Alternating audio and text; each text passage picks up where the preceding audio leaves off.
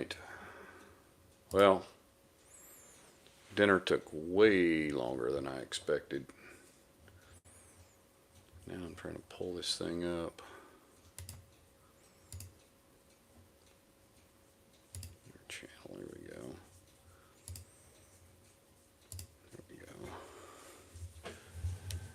Alright. I am. I don't know that anybody is even here though.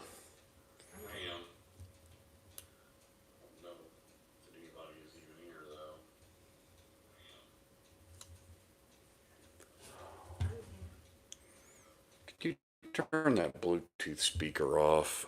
Yeah. Go hit that thing over there. I don't know why it keeps constantly trying to connect to it.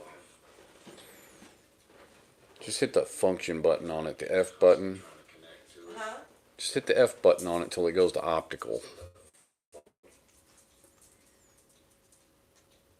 Now wait, it'll be set up to the TV now. Yeah, when I turn on the laptop, it tries to connect to it. I don't know why. That's because I connected to it, I think, one time from the laptop for some reason. I was doing something.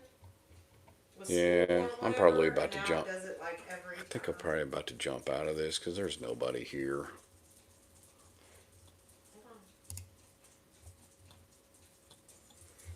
We can give them a few minutes, and if not, then I'll just pop on out. Yeah, way later than I expected it to be. I expected to be on here an hour and a half ago. So sorry about that, people. The restaurant we were at was just incredibly slow.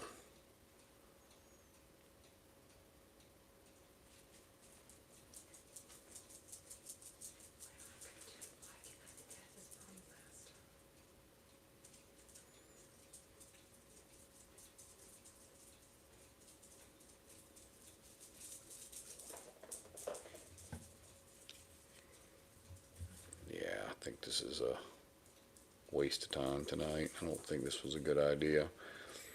Try to do one maybe tomorrow and do it before the basketball game. Yeah.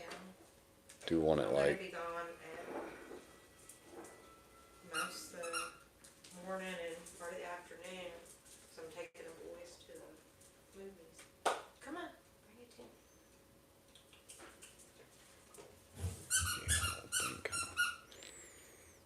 yeah, well, Chad, you made it in. Yeah, man, I'm running way late. We went out to dinner tonight, and apparently it's prom season.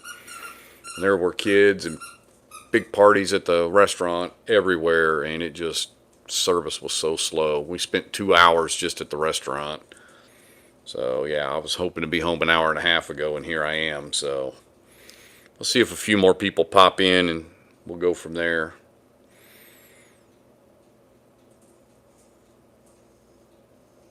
I was thinking about breaking out my King of Kentucky tonight and kind of seeing how that is, but probably save that for a bigger crowd if nobody shows up.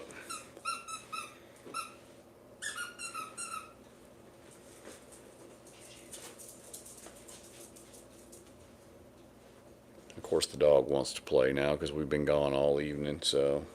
And all day. Yeah, pretty much. Yeah, I think Queasy's got a live going, so I think that's probably where everybody's at right now. I just saw that, so.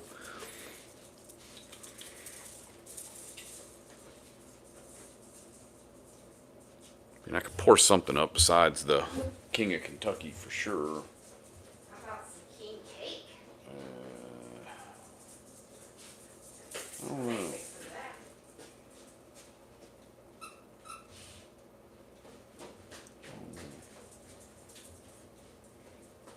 don't know. What to go with. Let's go with this buff turkey. I'm gonna give this buff turkey a go again. Where's the king cake at? It's over there.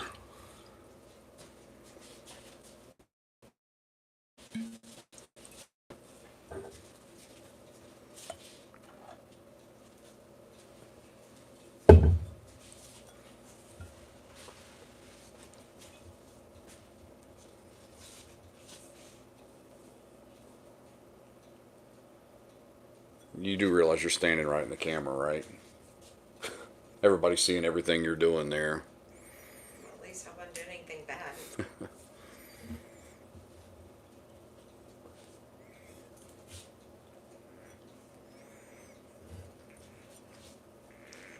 What are you doing?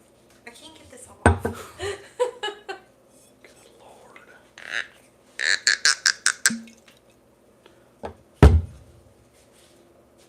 Could you get a bigger glass? Hi, everybody.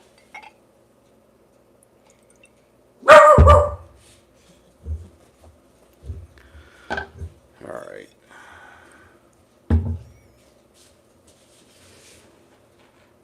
Thanks. What's up, everybody? All right, so people are starting to flow in now. All right, cool. Yeah, I know this is late. I'm sorry about that. I mean, this is just crazy later than I wanted it to be. Actually, I see some new names in here that I don't remember seeing before, so welcome. Perfect time for you. Are you out west too there?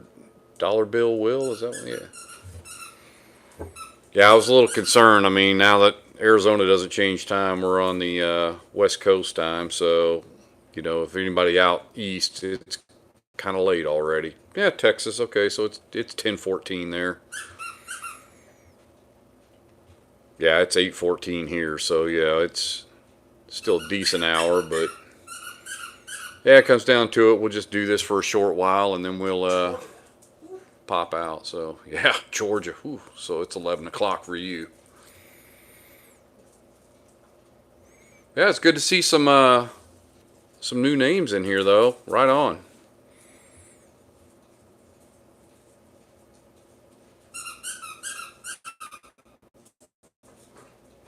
North Central Illinois. All right. Yeah, I'm in Arizona. I don't know how many of my videos you've watched to know where I'm at.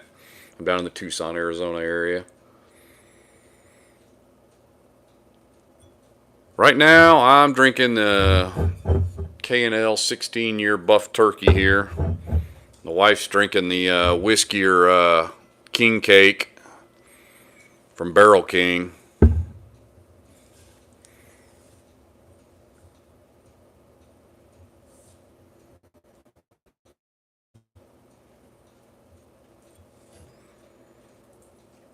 Yeah, I was wanting to maybe crack open this King of Kentucky that I got today too.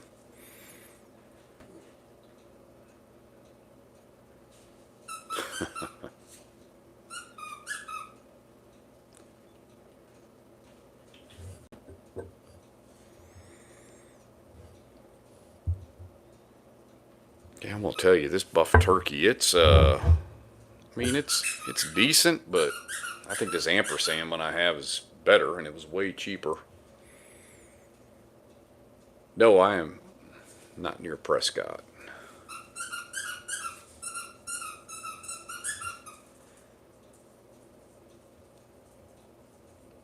I'm closer to Mexico than I am Prescott.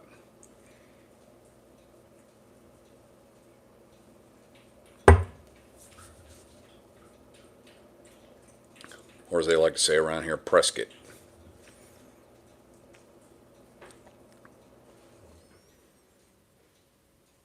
Jeremy, I appreciate that, man. I mean, sports is a good thing. I got lots of people I follow as well. It's a big community, big happy family, as I like to say.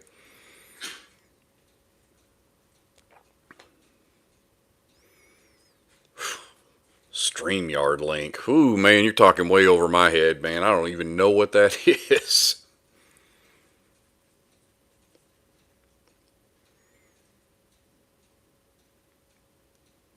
I'm technologically challenged. I know just enough to be dangerous, as they say. Gandy Road, I appreciate the subscription. Subscribing, man. It's a tough road getting subscribers, man. When you're starting off with this thing, the guys here are heavy hitters helping out. Yeah, I appreciate it. I don't know where did you guys what Dave, appreciate it. Where did everybody come from? I mean, you guys did some other channels and you saw my name, or did something just pop up? Are you guys associated with Chad or?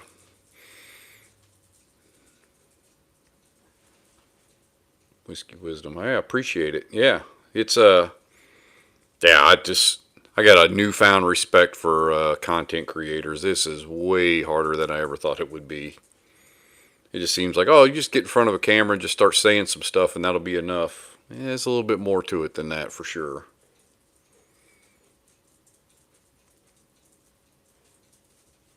I'm a Cardinals fan. I'm not a Cardinals fan. No.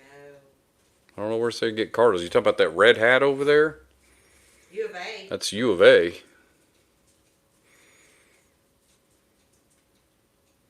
What am I using to stream? I'm just going through YouTube with through my YouTube channel, just with the live button. I don't know.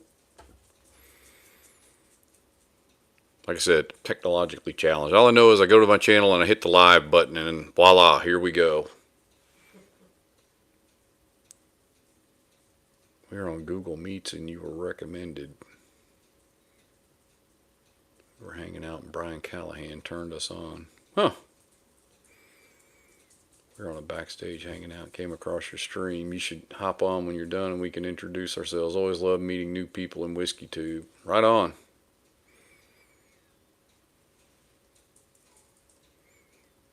What's up, Mike?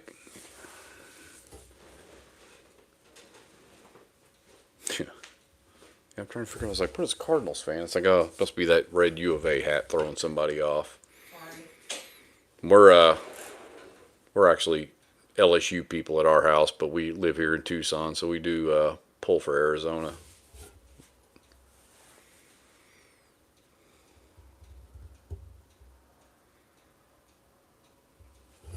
Yeah, but I have to figure out this whole lighting thing. I did a test live earlier this afternoon, just trying to work out some things with the portrait or landscape, which is better on video, and trying to get all this ironed out. Why it's backwards when everybody sees, everything behind me. So it's like just these little things that I'm trying to clean up. But I did notice, like looking at my laptop, the lighting looks a lot better tonight. So I don't know if I just got enough lights turned off and it's just right, but it definitely is better than it has been.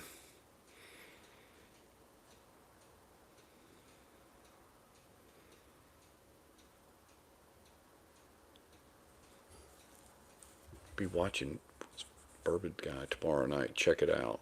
What's it on? Is it like a YouTube thing?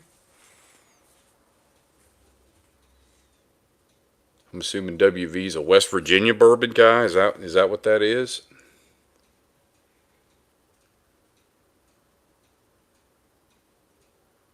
Yeah, man. We've already killed one of these Barrel Kings already. I mean, thing is incredible. I mean, I'm not a rye guy, and I'm getting differing information on what actually, if it's like 95 or 100% rye. I don't think that it is, but I'm told that it is. But then when you go to Barrel King's website, it says it's 50-50, so I don't know, or 51% rye and 49% bourbon, so I don't know. But I've been told that it's all rye, so I don't know. I should ask Kanan himself. He's the one that blended it, and he would know. So, but man, this thing it's incredible. It's a little pricey for what it is. I mean, it's $160 at Barrel King. It is available for public now. You don't have to have the Barrel King membership to get it. It's $160 plus $20 to ship up to 6 bottles. So it is a little spendy, but yeah, it's good. And I'm not a rye guy, and I love it. It stands for Will Vomit. He drinks West Virginia whiskey. Oh, man. So, yeah, my wife's drinking the Barrel King, but man, I'm not opposed to pouring some of it myself. I mean, it's just so damn good. It's a king cake? It's like king cake, funnel cake, whatever. I mean, everything sweet you could think of. Jeez, man. Good Lord. Man, it's like heavenly. I bought 4 of these. I was nice enough and I sold one to somebody else. Then I bought 2 more. So I think, and we've drank one. So I think we still have 3.5 of them.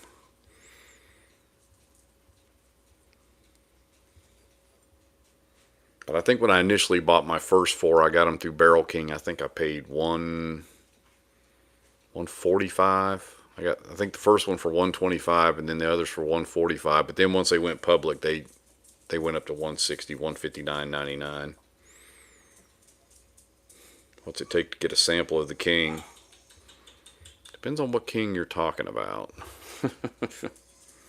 I mean, are you talking about the King cake? I mean, I can do a sample of the King cake. Dang dog's about to be the death of me. But, or are you talking about the Hard Truth Sweet Mash? Yeah, you know, the Hard Truth, I've got a bottle of it, and I've heard, and I do like it. I've got the weeded bottled in bond, but I've heard their Sweet Mash Rye is pretty stellar. And I'd be willing to try it, even not being a rye guy, just because, from what I understand, you know, everybody says everything from Hard Truth is really good. The King of Kentucky. Yeah, man, I haven't even cracked that thing yet, literally. I mean, it's... So, I don't claim to be any kind of an expert, but from what I've been told, this is the same mash bill that Old Forester 1924. So, you know, Old Forester uses like the same mash bill for everything except for 1924 has the additional like 8 or 9% corn, which knocks the rye down. Yeah, there you go. 3 times the price. Yeah, let's not forget that part of it. So this is like a mix between what 12 to 18-year-old whiskey in this versus, you know, the 1924 being 10-year. But I do like the 1924 a lot, so if that's the road it's going down, I'm sure I'm going to love it. And, you know, how's more age going to hurt it? And it's 110 proof where the 1924 is 100, so yeah. Is the unopened bottle police, and he loves 1924 but ranks it 4th in a blind. Well, it depends on what you're running it up against. I mean, what's up, Will? Well, I will tell you just about everything on these shelves that I have is open. I mean, obviously, I just got this King of Kentucky today. So, you have to give me a pass on that. But pretty much everything else, I mean, backup GTSs aren't open, but I have a GTS that is open, so you just put those up there because they look cool. But everything else pretty much is open. Ranked 4th for me in a blind of 14 pours. Well, okay, well, but what were the first 3? I mean, I'd like to know what beat it out. Yeah, sorry, Will. I noticed after I hit the button and I saw Queasy was on, I'm like, now I'm trying to compete with Queasy, so not cool. So this all just came about because, like I said, dinner took way longer. I should have been home an hour and a half ago and already been on, so.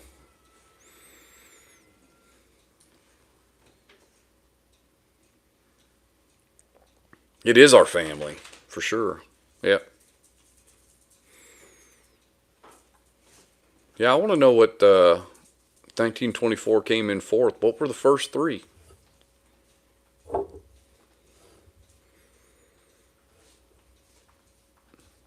Yeah, I mean, it's a great pour. It really is. Yeah, and I didn't even realize that it was like totally different mash bill and that, you know, from the other Old Forester products. So that's kind of really, that extra corn, like I said, makes the difference and gives it that sweetness that I like so much. So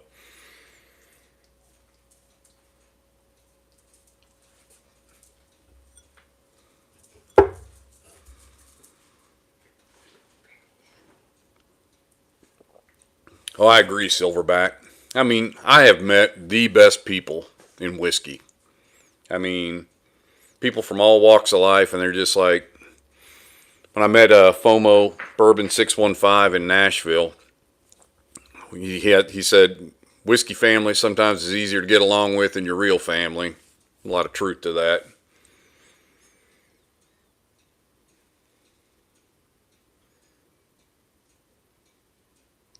Range per pour out of the same bottle for anyone else or just me? Well, I'm having a hard time following that. Maybe my brain ain't working this evening. What's up, Zona Holster?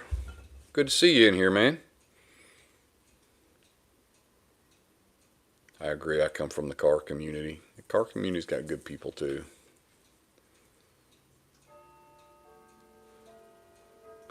I talk to bourbon folks more than anyone in my family not living under my roof. Yeah, I hear you.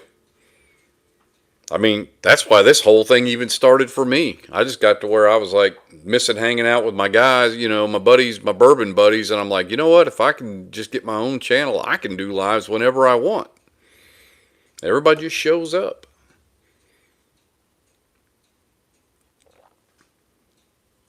I mean, this really is just for fun. I mean, it's just coincided with the fact that, we went to Kentucky and did everything else. So I'm like, well, this would be a great way to get content to start off a channel anyway, which, by the way, my video editor will be working tomorrow on trying to get my first video out of.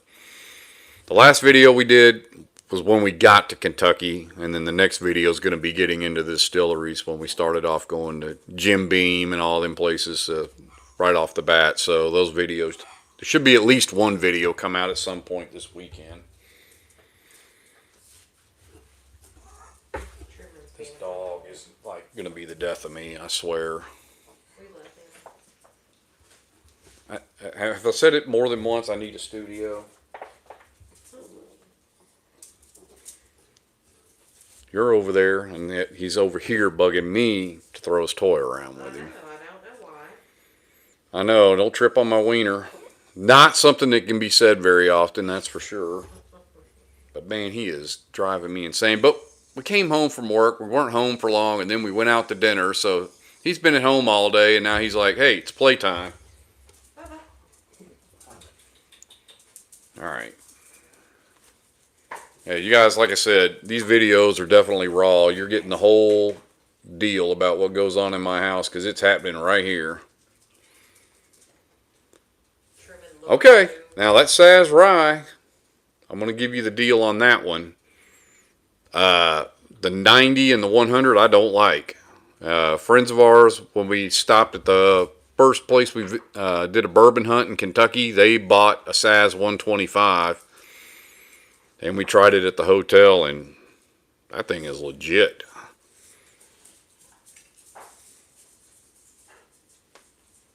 I don't know how many ryes I even have. I like the Michter's Barrel Strength Rye. I like the Jack Daniel's Barrel Proof, Single Barrel Proof Ryes. Tanyard Hill Rye. This King Cake. And that Saz 125. That's pretty much about. And I've got like 360 bottles. So I'm going to still say I'm not a rye guy. I mean, just having a handful of ryes out of all those bottles. And I got those Saz ryes for like $31.95 at El Cerrito Liquor Online or whatever else. I got 3 of them shipped to my door for $40 a piece. So, yeah. But one of them was for a friend, so I only have 2. But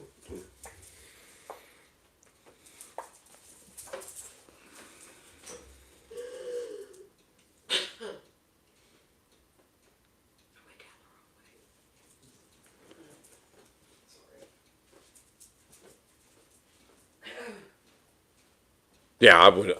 After I had the 90 and the 100 Saz, I was not expecting to like the 125, and then when I tried it, I was like, yeah, gotta have it. I don't know what keeps popping up over there on that side. I see what it is. It's the chat on my phone. All right, yeah, the way I have the phone and everything set up now, it's just a little different tonight, so I'm trying to get used to it. Boxer life, yeah. Well, I got the wiener dog thing going here, so Saz rye with a Knob Creek 9. Huh. And see, Knob Nine's not like, I like Knob Creek, but I'm not necessarily like the Knob 9 fan. 9 is like the one I don't like.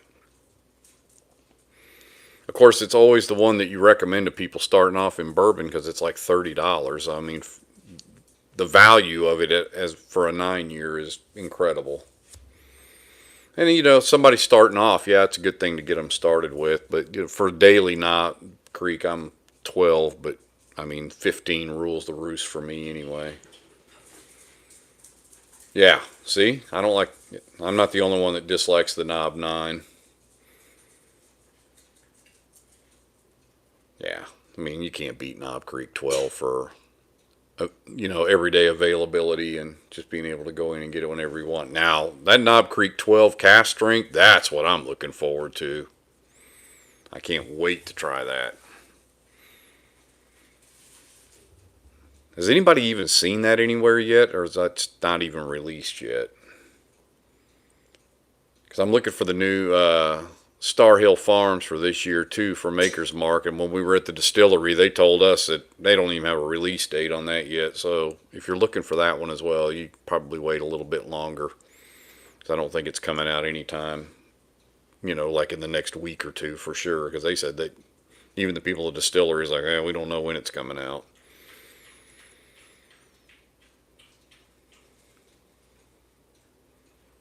And Star Hill Farm was one of my favorite from last year. All right, let's see.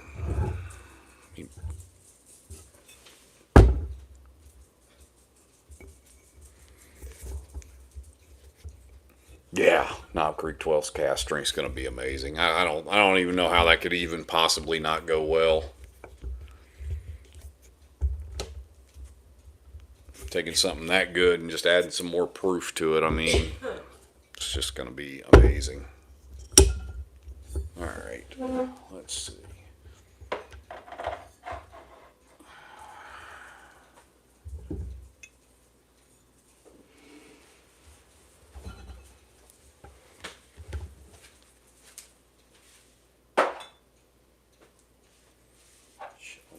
This is going to make me want to try it anyway. Go ahead and single barrel is what I'm digging right now. You talking about the Knob Creek single barrels? Yep, that is Old Charter Finest Oak behind me. It is pretty dang good, man. I have it in the, let's see. Yeah, I've got the French Oak back there too. Yeah, so I got the French and the Finest Oak. I think the Finest Oak is better. The French Oak isn't bad, but the Finest Oak is definitely better.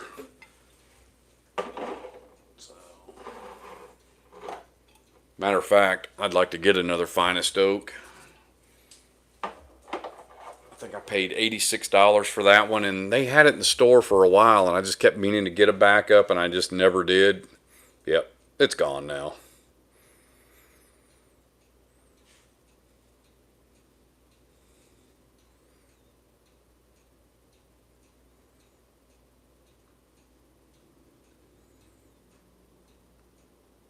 Yeah, Silverback Knob 12 for $54. That's a good buy. Yeah, I think it's 60 something here. 54, I would definitely buy it.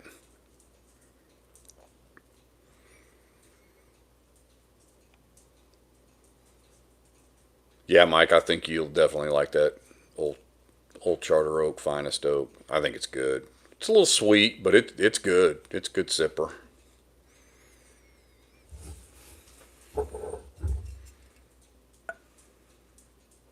I don't even think I'm probably going to need some water to rinse this glass, man, because I done had rye in here. Can you give me some water, please? Yeah, because that dang king, that's fine. That king cake rye will definitely Izzy, you hate something from Crittenden's? I can't believe it.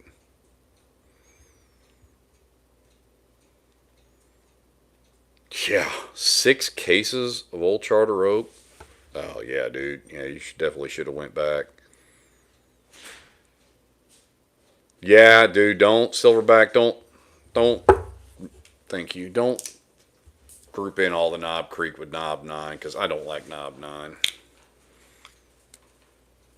Yeah, Dollar Bill will. Me too. I mean, Star Hill was probably might for me for last year. It might have been like number 2.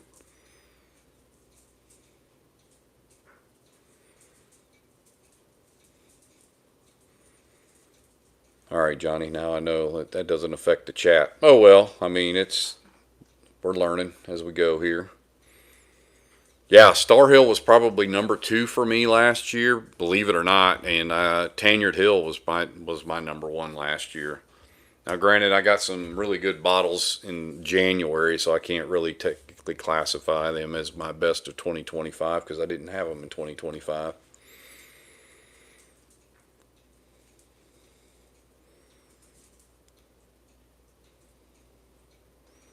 I don't have any ryes. Where should I start? Michter's, the Michter's rye, the standard single barrel rye that's like what, $50. Start there. That's where I would tell you to start.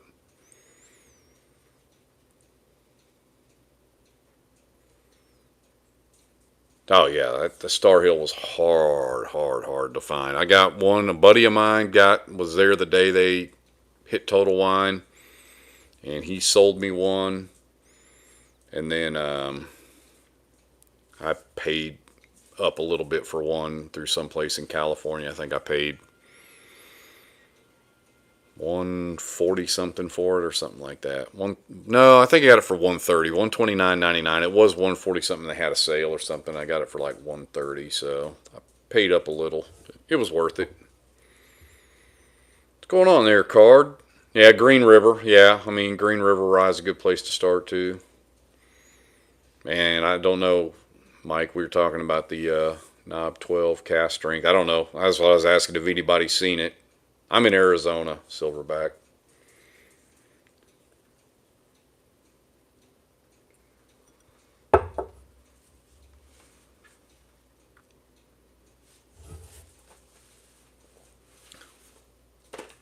Yeah, that Star Hill's amazing. That thing is so damn good. Yeah, when I went to the distillery a couple of weeks ago, we had lunch before our tour, and it's like, well, what do you want to drink? It's like, oh, you got Star Hill Farm for $22 a pour, but I had it.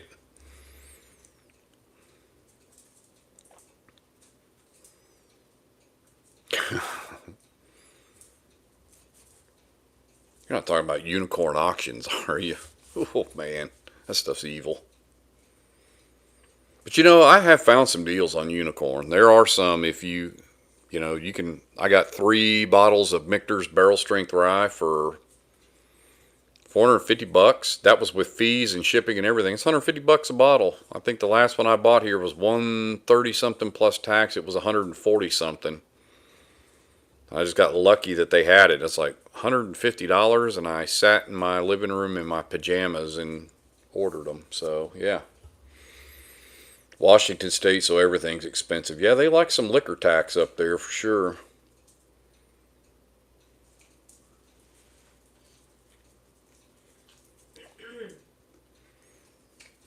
What's up, Raging Cajun? Yeah, good to see you. The last one I got, I drove 45 minutes to pay 120. Yeah, 120 is not bad. I mean, it's a buy all day long at $120, I think.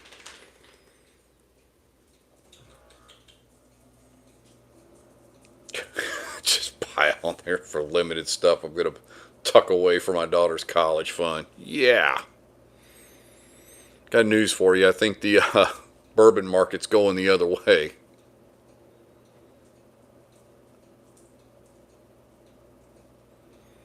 I think some of these bottles we're sitting on are not really going to be worth as much here soon, but it's all right. I mean, I didn't buy these things for any kind of an investment, that's for sure. Yeah, Washington State, you were talking about that. Isn't their whiskey tax like 20 something percent or some crazy shit like that? Card's got WLW floor whiskey like Will. Yeah, well,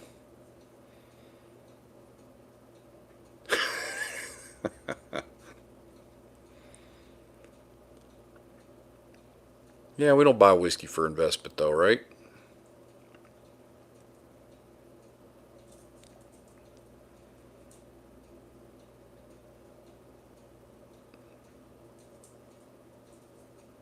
I mean, who would have ever thought you could buy whiskey and think about it as an investment? I mean, crazy.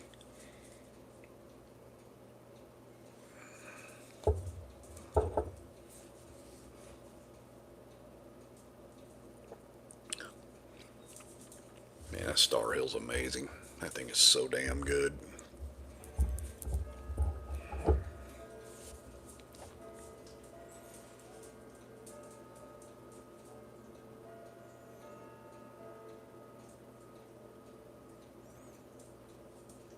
Yeah, Card, I have my wood finishing series complete now. And even got the new 2026 Stewards release, so I'm 100% on the wood finishing series. Have you tried any of those early wood finishing series there, Card? Like the RC6 from 2019? That thing is crazy good. Yeah, I got lucky on the 2026 when we stopped in Texas for the night. I walked into Specs and they had one left. I was in there, I was trying to film. They weren't going to have any of that. And then I was talking to somebody about the bourbon, and the guy goes, "Oh, I got this limited release Maker's Mark or whatever else." And I was thinking cellar aged when he said that. And he's like, "Yeah, I think I got one in the cabinet." I said, "I want it," thinking that's what it was. And then he comes out there with it, and I was like, "Oh, it's the 2026 Stewards release for wood finishing series." Well, I still want it. I got it for like, since I used a debit card, it's considered cash, and Specs gives you a cash discount. I think it was like, it was just under $70, so it's definitely worth it.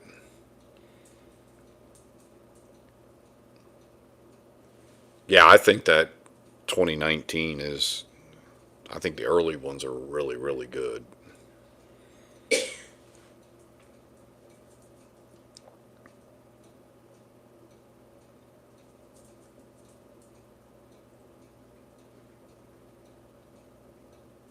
$500 a bottle on what? On Maker's Mark?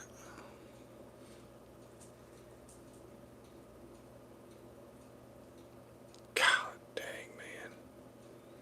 $86 for E.H. Taylor small batch is criminal, man. Good Lord, man. Yeah, those 2019s, I found them in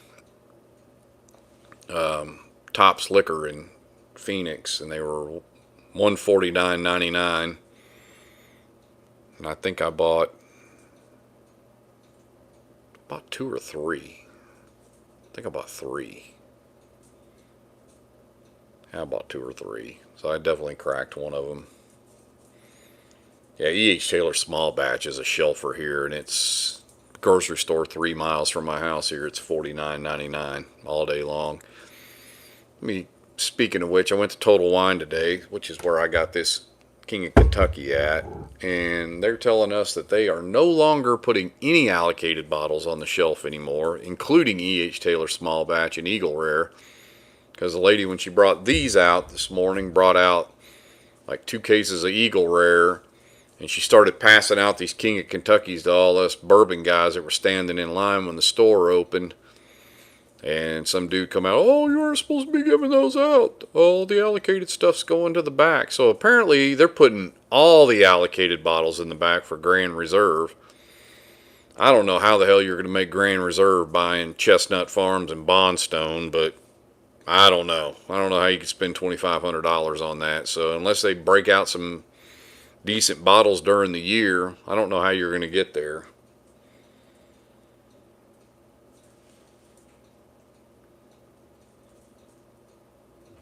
Yeah, Card, that 2019 bottle is insane, man. When I cracked that thing and tried it up in Phoenix, I was like, man, no regret buying those.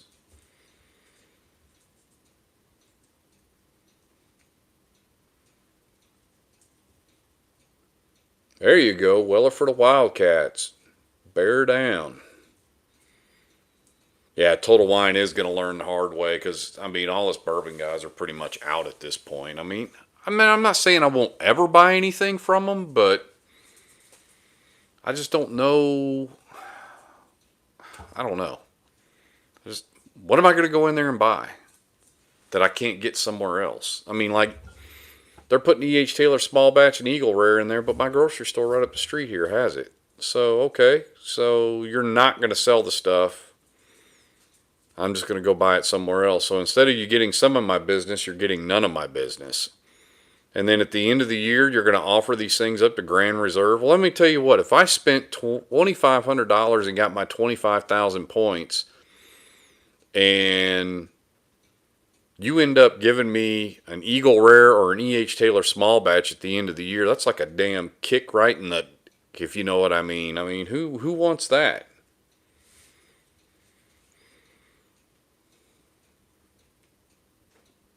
Old Overhold 11. Yeah, I'd like to try some of those. I think those would probably be pretty good.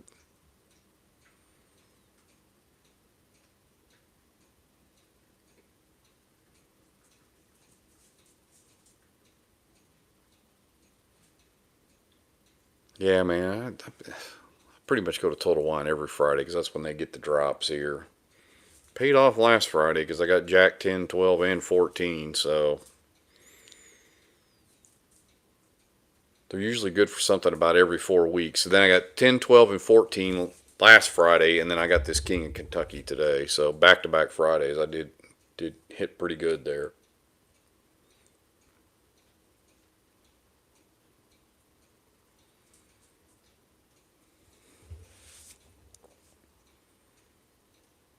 Yeah, the retired folks, that was the COVID thing.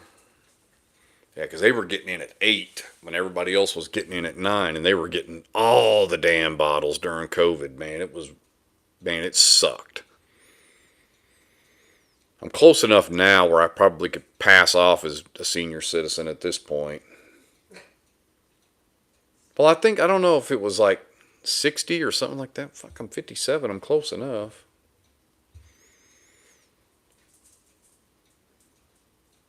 Dude, Louisiana's always in a drought for bourbon.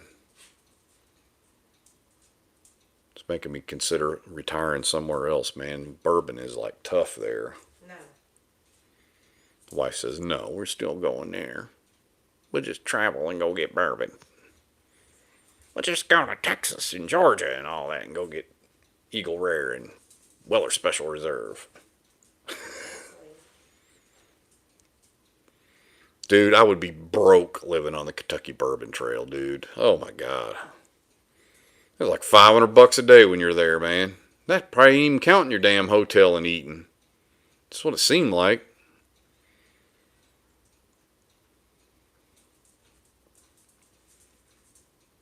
I mean, first stop, we go to Jim Beam and I buy Lineage there, $250. It's like the first damn place. And then the wife's in the gift shop. She probably spent, I didn't spend a lot in that gift shop.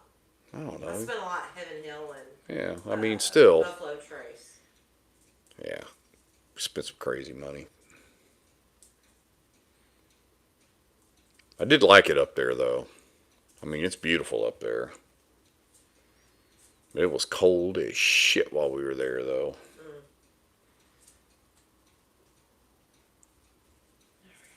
Yeah, they hurt the pocket. But you know, the thing of it is everything we bought it at retail, at MSRP. We didn't overpay for anything. It's just, we got some good bottles at the distillery. I mean, Lineage, at Maker's Mark, I got a cellar age. Heaven Hill, we got two 11-year Old Fitz VVS's.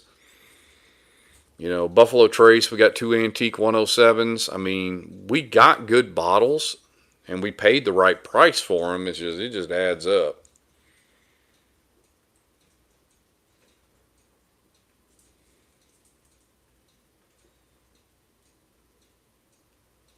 I got a bottle I need to try too. Some friends of ours that were there with us, they bought me a bottle from Bardstown on Wednesday, and I was sick as hell, man. I just couldn't.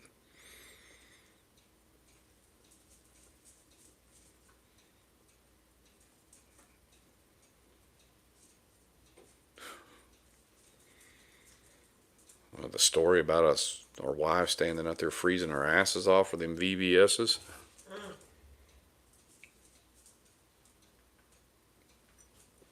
That'll all be in the YouTube video at some point. I didn't take a ton of video there. It was too freaking cold. It was just too damn cold, and we were all just trying to stay warm. And you know, we're from Arizona, so it's not like we had a lot of cold weather gear to be prepared for. It was like 75 the day we got there, and then the damn bottom fell out of it. Yeah, right place at right time. And hell, that even plays into the damn video because we were going to go on Monday. The damn place was closed, so they forced us to go on Tuesday. And, well, and then we find out Tuesdays and Saturdays are the big days for drops. So, yeah, it all works out. But,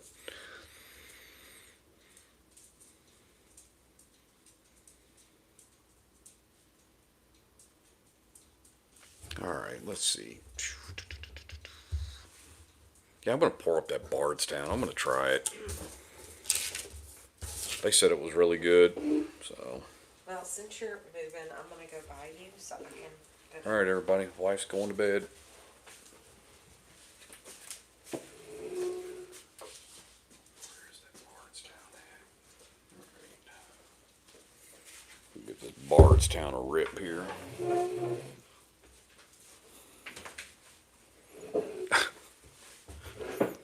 All right.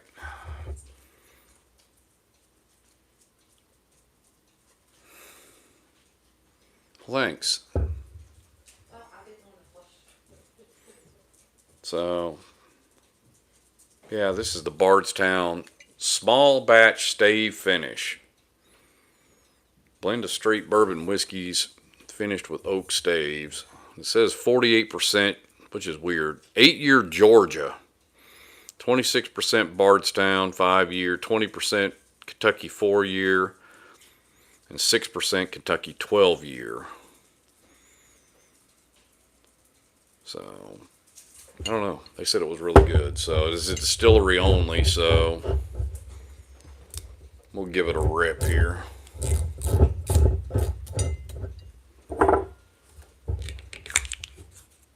that off.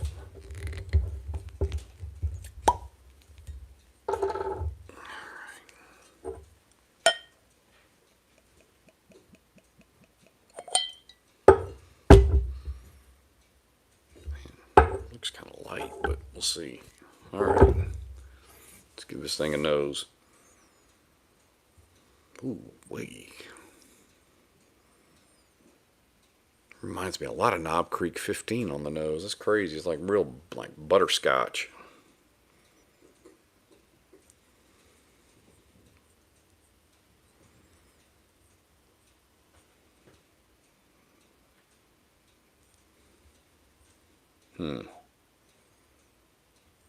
It's 94 proof, so I mean it's real easy on the nose.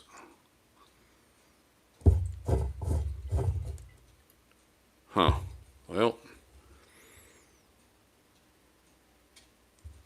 man, let's see this.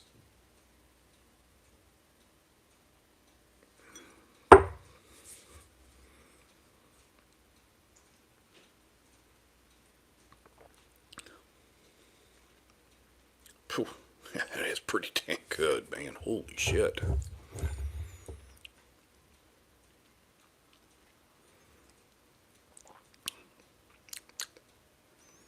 Man, I can't even really, I'm trying to figure out what that note is I'm getting on there, but man, it is good.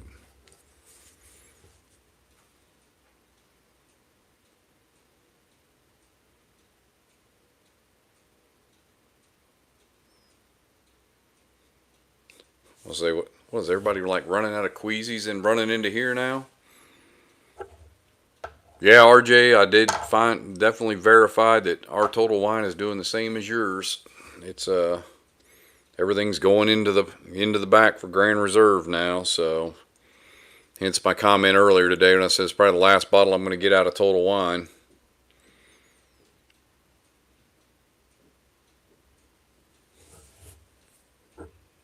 Man, that's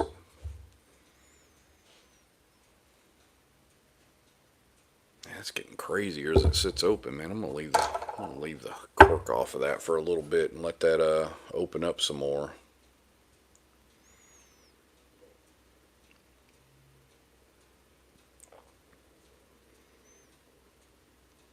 What's up, Joey? This isn't where you parked your car. Whoa. I don't know about the car, but we got plenty of bourbon in here, that's for sure.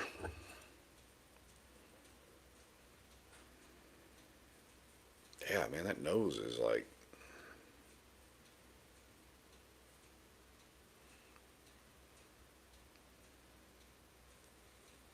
I like it.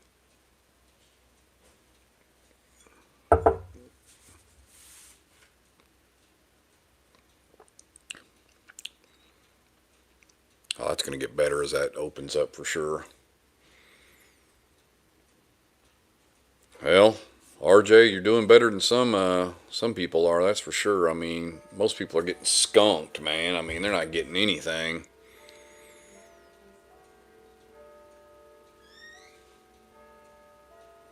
Yeah, YouTube notifications are the shits, man. It was always like that. I used to always get that with Kanan. I used to never get any notifications for him.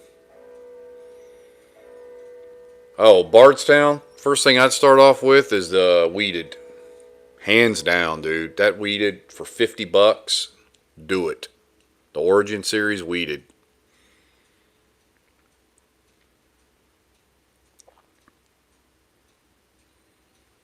Yeah, I think it's like $49.99. Do it all day long, man. It's a great $50 pour. Let me show you. Let me here. I'll show you the bottle so you know exactly what. Because the bottles sometimes are hard to tell. But you gotta really look at them. But you'll see right there it says Origin Series, and then it'll say weeded bourbon on there, and it'll have the old one will have the artwork on the back. But yeah, that's definitely the one you're looking for. Is that one right there?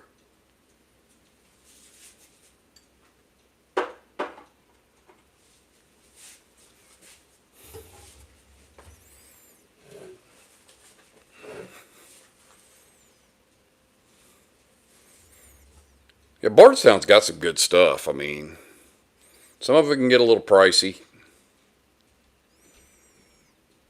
Yeah, absolutely. Bourbon, West Virginia bourbon guy. It is. It's right up there. It's on par with Antique 107 for me. But the best thing about that one is you can actually find it. It's actually on the shelf. You can just walk in and get it.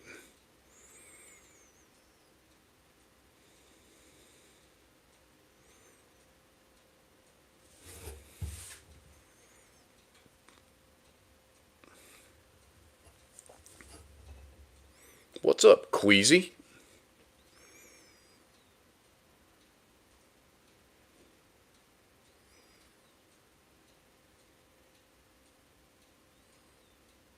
Yeah, I don't, man.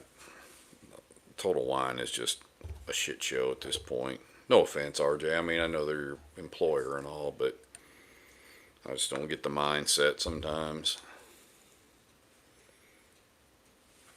Good to see you, Queasy.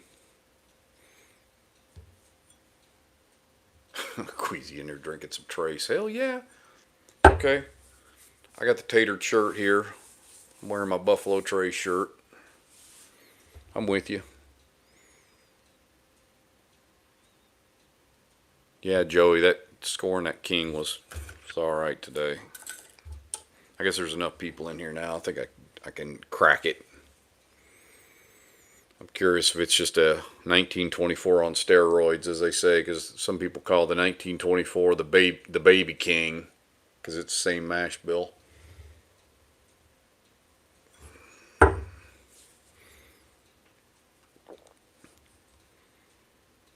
Yeah, the old new riff. Well, that's funny. I sent you that one, but the first one I sent, remember the old Neanderthals in Port A smashed it, and then John Meskey actually gave me a second bottle to send to you because he said he had one. Because the one I sent you of mine was the last one I had. What's up, Alan? Printing money.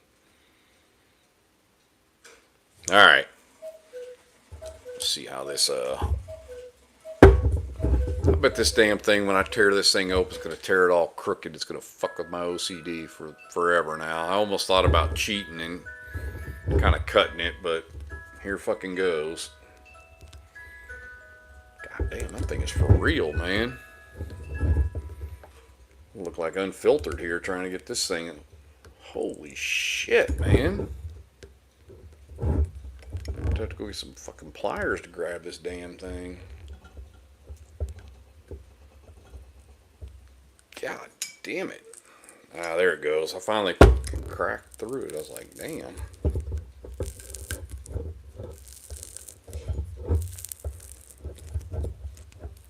That, you don't want the fucking bottle to fucking slip either. Jesus. Alright. Ooh, that's a good damn cork pop on that damn thing. Ooh wee, man. Make sure this glass is rinsed. Alright, well, that bitch ain't going on the secondary now, is it?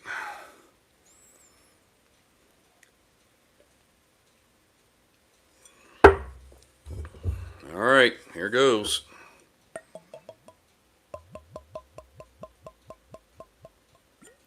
Alright.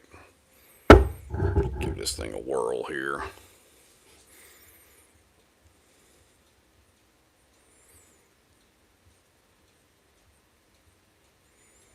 I know, doesn't it sound good? Glug, glug, glug, glug, glug, glug, glug. I was like, man, I know it sounds good even through the mic. I'm like, oh yeah, man, they're hearing it. Man, that nose, god dang, man. Wow. Does smell a lot like 1924, it really does. Damn, I hate to say that, but it definitely does. Yeah, you probably had the big boy king though. I got the small cock.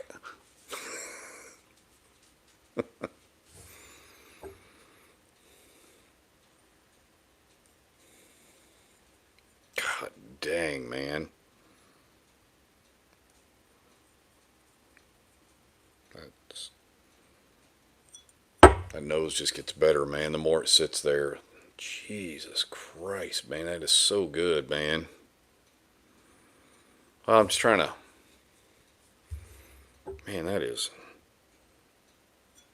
That thing is nuts. Okay, if this thing tastes anything like it smells, it's worth the money. It's average. Don't let them tell you different. Yeah, Joe Average, buddy. Joe Average.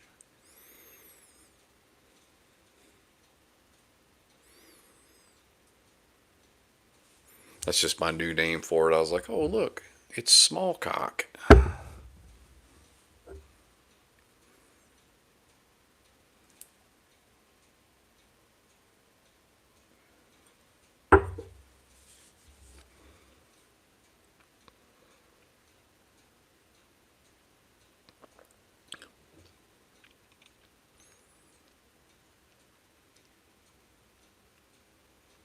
Oh yeah, it's good. Is it $300 good? Okay, that could be debatable, but it is good. I mean, $300 whiskey's hard to find. I mean, it's truly worth, when you drink it, know that it's worth that kind of money.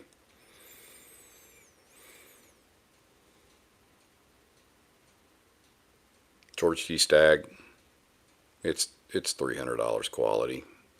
Parker's Heritage Double Barrel Blend, it's $300 quality.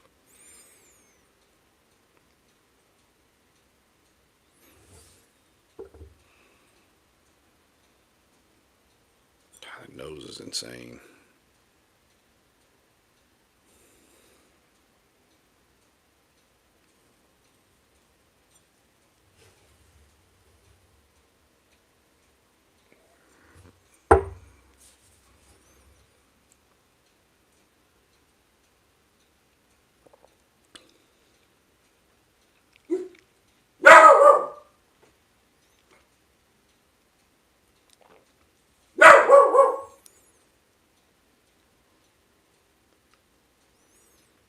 It is good, Joey. It is very good.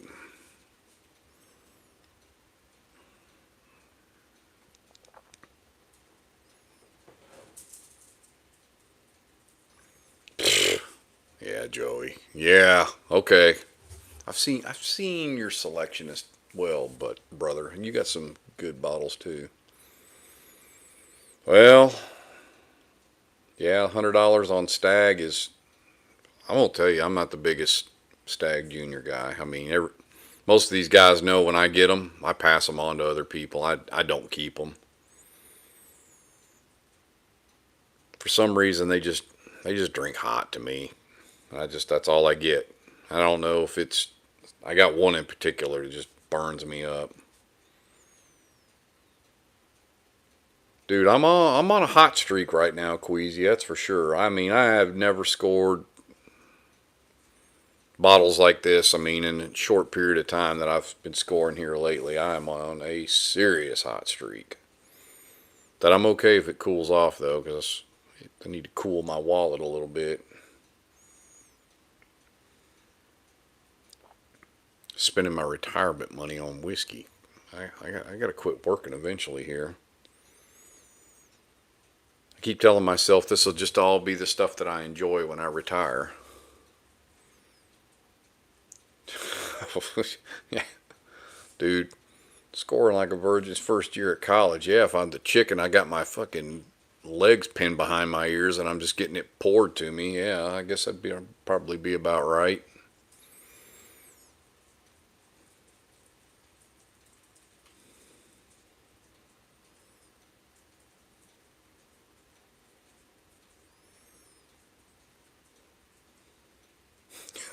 Raw dog, man. Raw dog in it, man.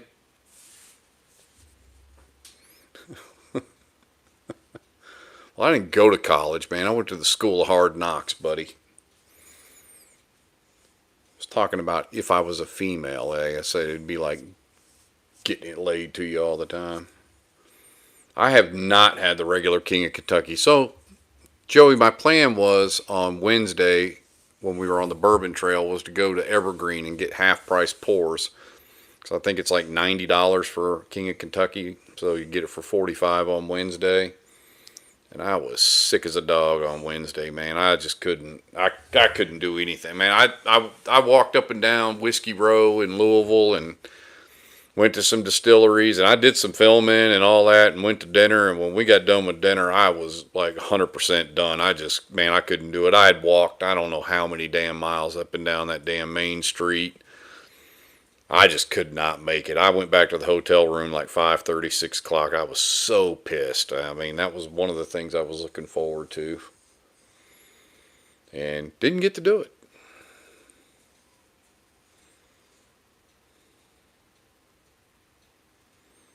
Man, that'd be all right, Joey. I definitely would appreciate it. Yeah, it was like the top of my list of pours. I was like, I want to go get some King of Kentucky at half price and try it just to see if it is what everybody says it is.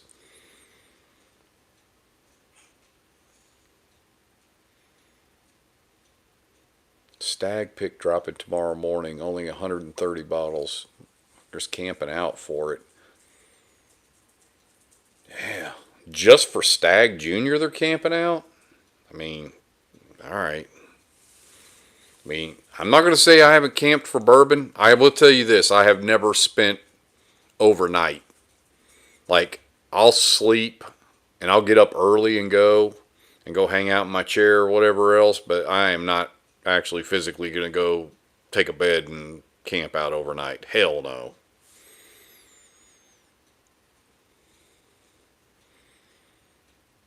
Ah, well, I don't know.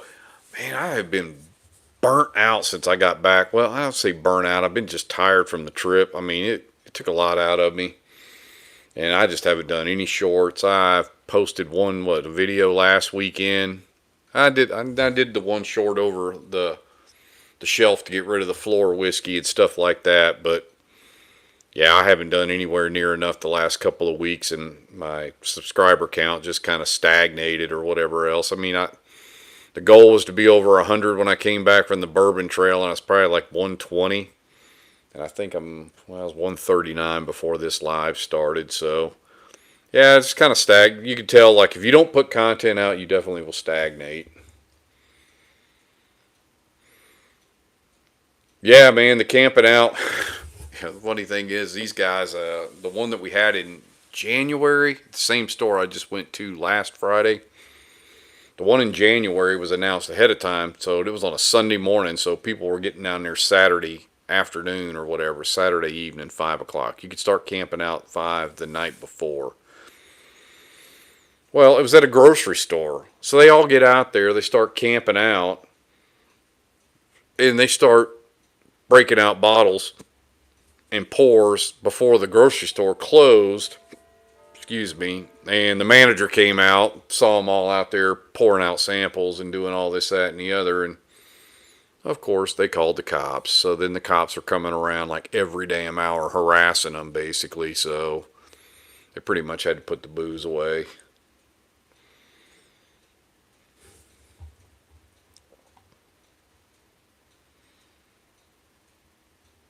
Yeah, Queasy, I'm the same way, dude. Not camping out. Get there early enough. I think the one in January, we got there at 3 in the morning, and I think it started at 8. Yeah, we got there like 5 hours early.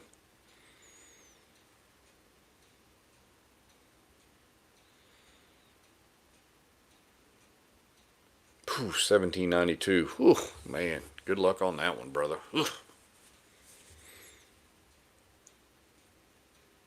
There you go, 1792 Sharpie, man. Oh, man, I just cannot get down on the 1792 at all. None of it.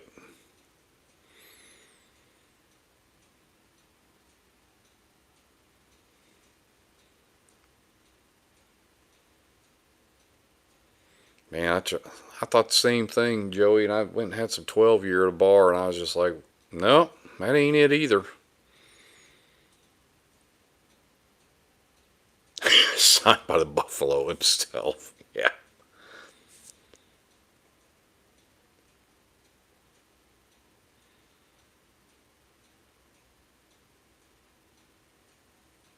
Yeah, man, I mean, hell, maybe I just got a bad bottle. Maybe it'd been on the bar for a while and been open. Who knows?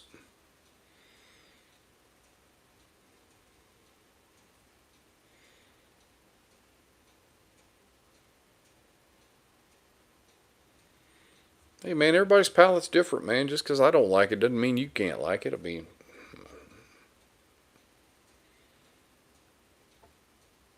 yeah, I like that new riff. I don't like it either.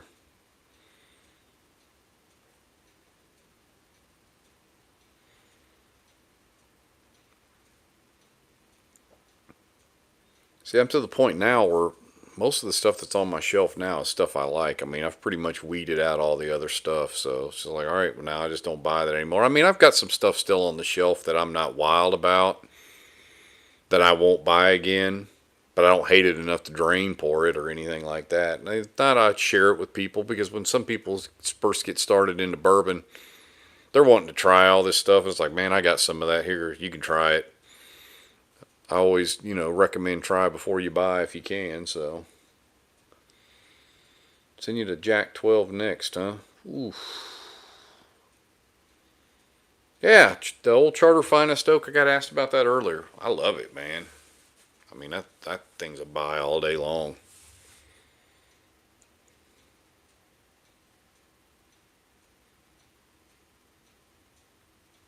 I mean, it is for me. I wish I had a backup now. Like I said, I was telling them the story. The store here in town had it that I got it from probably for a month or two after I bought it. Had it, but it was like 45 minutes, an hour away from here. And I'm just like, yeah, I'll get it to it. I'll get to it eventually. About the time I was ready to pull the trigger and go get one, they were out and they haven't had it since. Oof. Yeah, 150.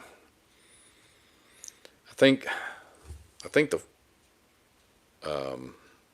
French oak when I got in Florida, I paid 100 for it, and I was okay paying that.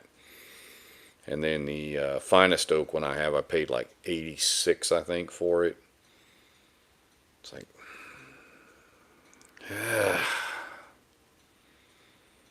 Man, if you've never seen it and you can't get it anywhere, yeesh. If you, yeah, I don't know. I'd probably pay it, man. I don't know. That'd be the max, so 150 for sure. Whoo, another Eagle 12. Good lord, dude. I do like that bottle a lot.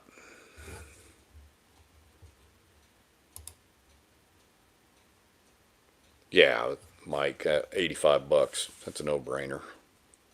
Anything 100 or below, it's a no-brainer. It's a definite buy. I'd say 150 is the max. I wouldn't pay more than that for it. I mean, when I bought that one in Florida last summer for 100, that's the first time I'd ever seen one for. I mean, they're usually $200, $300 when I had seen them. So when I saw it for 100, it was a definite pick it up. And I think that was the same store I got an Elmer and a Stag for Wes Martin too. For I mean, I think I paid 100 for the Stag and I don't know, like or 85 for the Stag and 100 for the Elmer T or something like that, which back then was decent. Old Charter Oak, Will.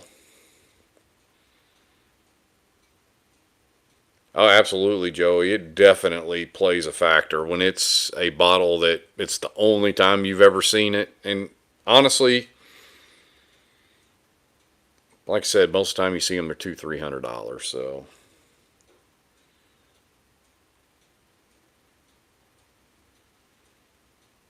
but I thought these things like had an age statement on them, but they don't. I thought these things were like 12 year.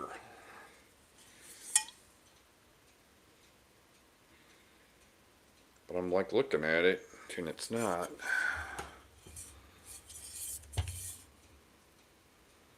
But it's 95 proof, you know?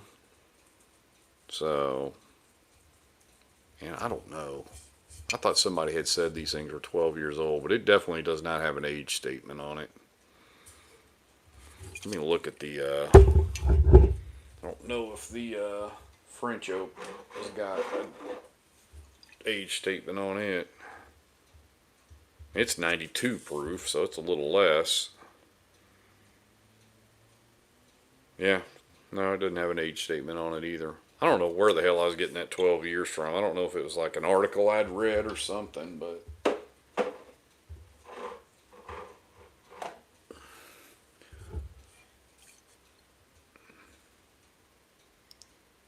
this is way better than Hancock Reserve, dude.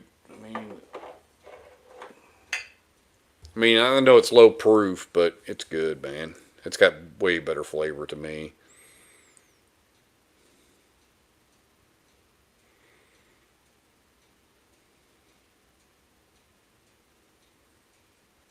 What the fuck?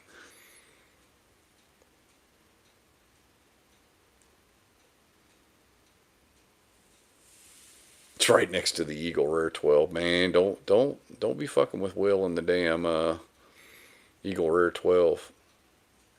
What's up, Ryan?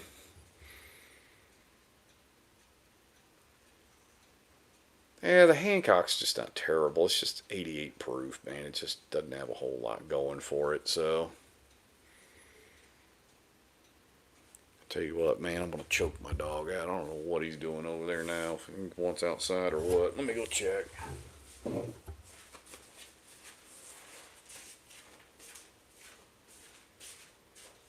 outside? You outside?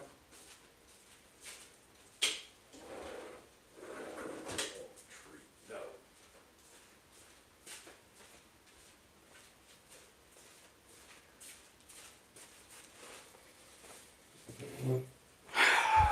Good God. All right.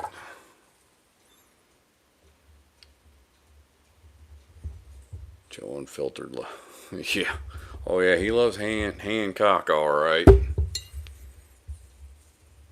Sleep paralysis and you're on. What the hell? Joe, man. What the.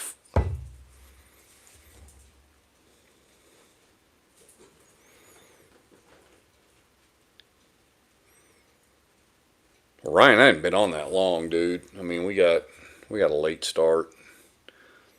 Um, yeah, that whiskey or ASW, phew, man, I'm glad you had it, man, because man, it's not my thing.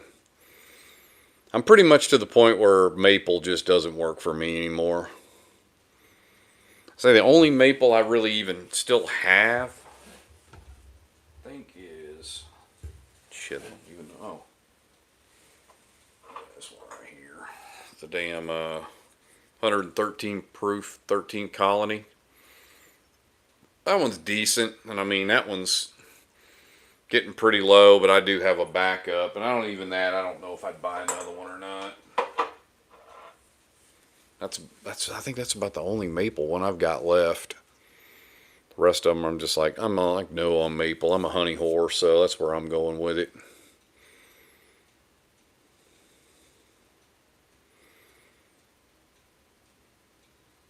Uh, the old Dominic pick was probably the best old Dominic I've had, and because I haven't been real wild about it. In fact, I'm not even sure. I've got Kanan's picks sitting over here all together, so I kind of organized that damn thing over there where a lot of Kanan's picks are all there, and then I've got all my backyard here.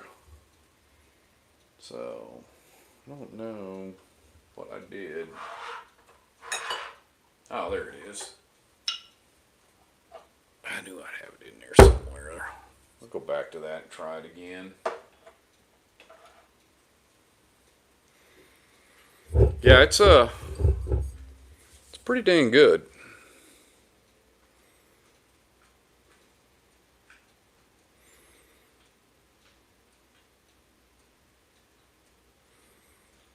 That could be Ryan stay finish and not the syrup. Maybe it's toned down to me and just kind of blends better for me. So yeah, I'm good with it.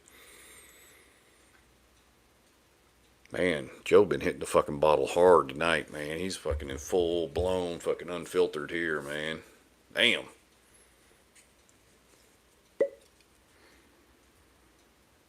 Yeah, that thing's pretty stellar, man.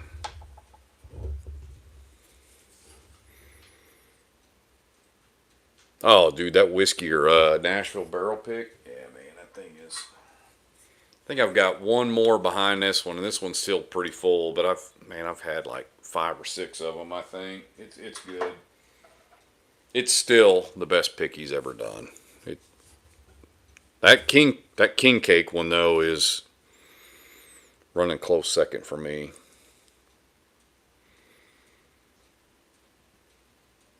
Oh, I love the honey finishes, Ryan. You already know that. I've been pretty much like short barrel and all that. Oh boy, here we go, Joe. Oh geez, deep questions. 12 samples deep. Yeah, man, that'll do it.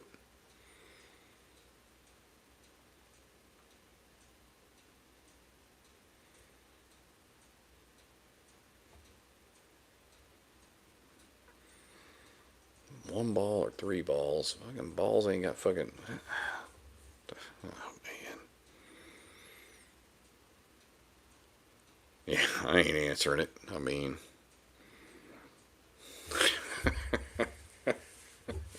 Yeah. Only time I've ever heard the term 3 balls is when somebody said he's horny as a 3 ball cat. I mean, that's the only time I've ever heard 3 balls mentioned anywhere.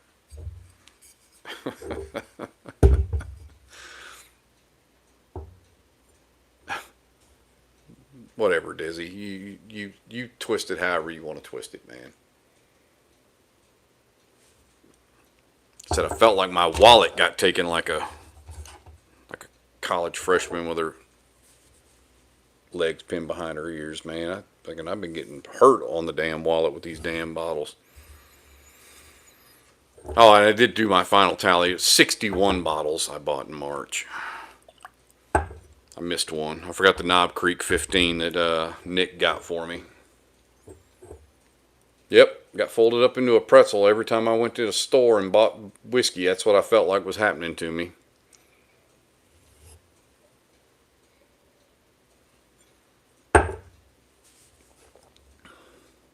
Yeah, Joey. Okay, dude, it's fucking crazy, man. I sit there and I was writing down the list because I'm gonna have to do a bottle haul video, and I like so I broke it down between bottles that I bought as far as like just through barrel picks and online and whatever in the stores. And then I got my Bourbon Trail bottles, which was 12. And then when I went to that bourbon drop last Friday, I bought 24 bottles. I know some of you guys saw the picture of my the bottles in my trunk, and that was I bought some other bottles off one of my buddies. Yeah, that fries drop was insane. Yeah, so I was buying these bottles. They were only letting you get one at a time, and I was going in and getting the E.H. Taylor barrel proof, so I'm buying one. So I bought 3. I was going in for the 4th time, and my buddy and his wife were there, so they were getting 2. Well, I didn't realize that they were buying them thinking that I wanted them for the Patreon, so then I bought 3, and on the 4th trip, the guy slides me a case of 6, so now I got 9. I go out to the parking lot, and they're like, oh, yeah, well, here, we got these 4. We thought you wanted them, and I'm like, so I bought those off of them. Next thing you know, I got 13 of them, and believe it or not, 13 of those things, and I've got 1 left. So the Patreon's done their part. They bought 12 of them in a week, and hell, I probably had those 12 sold probably by Monday or Tuesday. I mean, they were gone quick. Everybody grabbed them up.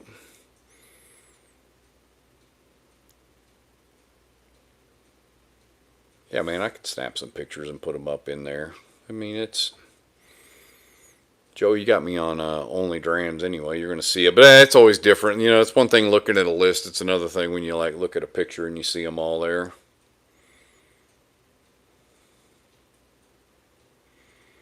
Oh, absolutely, Brian. I mean, that's what it's all about, man. I'm all about the sharing them. That's for sure, dude. Well, fucking April ain't starting off no better. I mean, what did I? Well, I don't know. April hasn't been. I don't know. Probably like 5 bottles deep already, and it's only the 3rd of the month.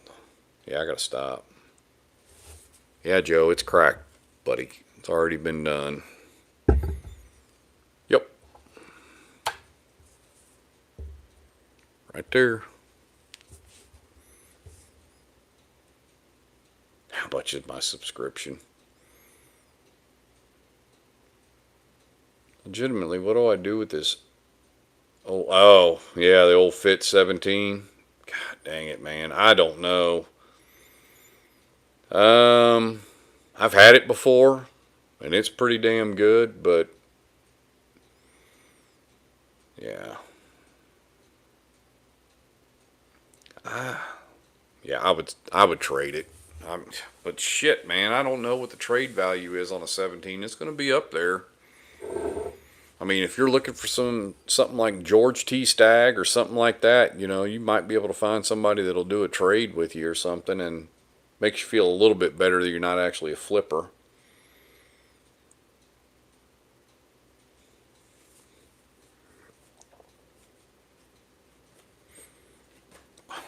Well, so what would you do, Joey? You'd sell it? I mean, he doesn't want it, I don't think. Or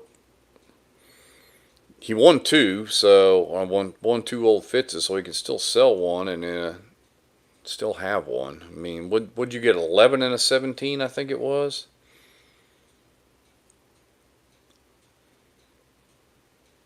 Uh-oh. Queasy can't trade that 2018. His father-in-law gave it to him. He can't trade that shit.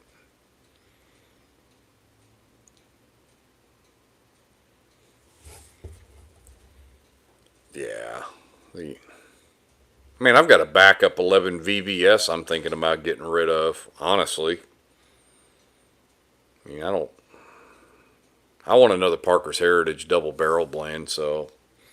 And I've got that Jack 10 and 12 and 14 also. I mean, like I said, I just want the Parker's Heritage. I'm willing to give something up for it, so. That was my plan with my backup George T. Stagg was to trade it for a Parker's Heritage, so hasn't worked out. Haven't been able to find a taker yet. Oop. Joey.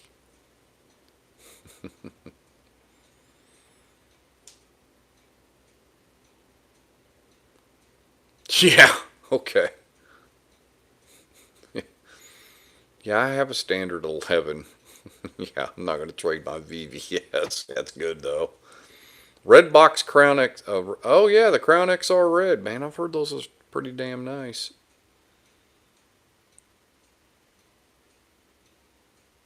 I know, man. Those Parker's Heritage double barrel blends are like unicorns, dude. I mean,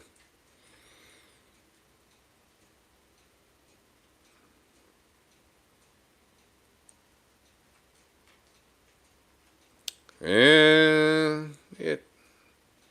Let's be real. Old Fitz is just mid anyway. I mean, it's not bad. It's just not great. It's definitely not worth secondary prices at all.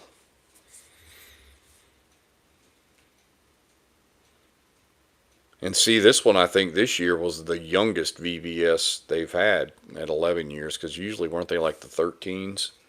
I mean, this is the fourth time they've done VVS. I don't know. I think I think this was the youngest this year.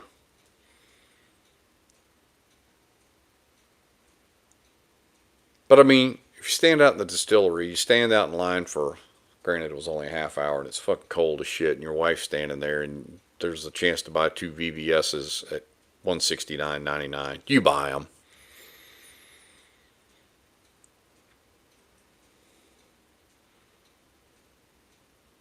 I got a Knob Creek 15, Will. Nick found me one in South Carolina. 135 bucks. And he bought it for me, and the guy didn't charge him sales tax because he paid cash. So 135 out the door. And he's like, "Yeah, I'll ship it to you. Don't worry about it. Just send me 135." I sent him 150 anyway, but yeah, I was happy to have it. Yeah, so I got that when I came back. When I came back from the Bourbon Trail, that one was waiting on me.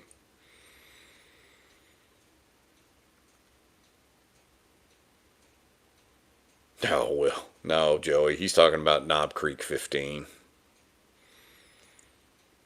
My shopping list is impossible. I know, dude. I mean, I don't know what to say. I mean, you know, the funny thing about Knob Creek 15, if you watch other hunt videos from other parts of the country, like Everyday Drinker, he was in some, like he's out of New Jersey, and he walked into a store and he was filming, and I saw like 4 or 5 Knob Creek 15 sitting on the shelf, and they were like 100 and, I don't know, 120 bucks. And I'm sitting there thinking, holy shit, man, why don't I run into anything like that? I've heard the Knob Creek blenders is good. For 10 years, for 45 bucks, I don't know that you could really go wrong with it.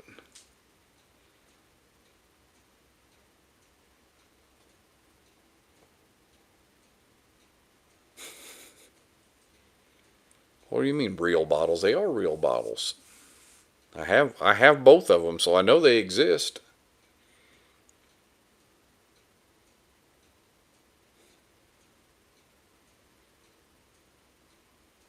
I'm convinced if I get a Parker's, I'm gonna have to pay $700 for it. It's just what it is. I mean, I could sell one of my GTSs for that, and then just take that money and buy, like I said, buy the Parkers. It's the same damn difference.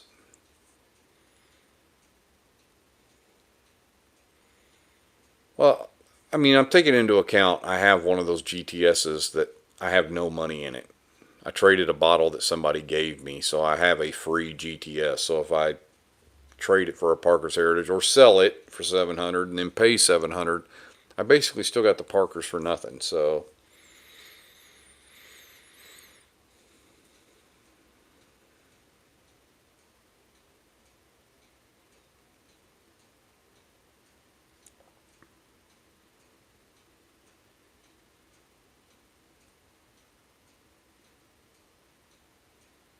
man, I don't know how many of that Parkers. I mean, I would say it was probably quite a bit. But I mean, you're talking about, wasn't that 2022 or 2023 that came out? So, yeah, I don't.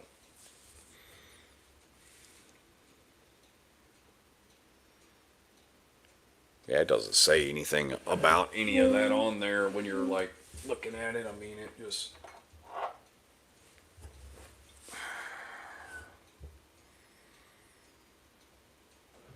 Yeah, it just tells you it's 67% 13 year and 33% 15 year.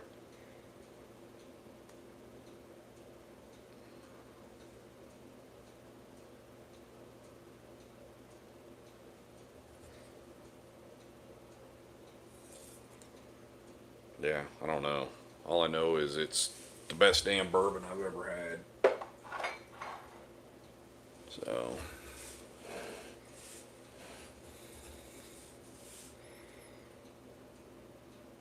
Oh, I had a dream. I was like, double barrel Spanish oak. Yeah, somebody at work was asking me about that bottle today, as a matter of fact. He's like, oh, yeah, they got them on unicorn auctions and all this, that, and the other. And I'm like, yeah, no, I don't think so. And then he's like pulling them up, and I'm like, okay, those are not the right Rebecca Creeks.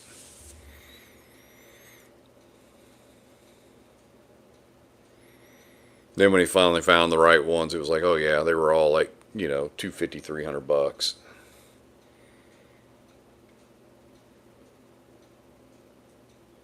There was somebody in the Patreon who went to the distillery in San Antonio, and they had the Rebecca Creek still there, and he said, "Oh yeah, give me a case of it of 6." And then when they told him $900 because they were $150 a piece, he left them. And I was like,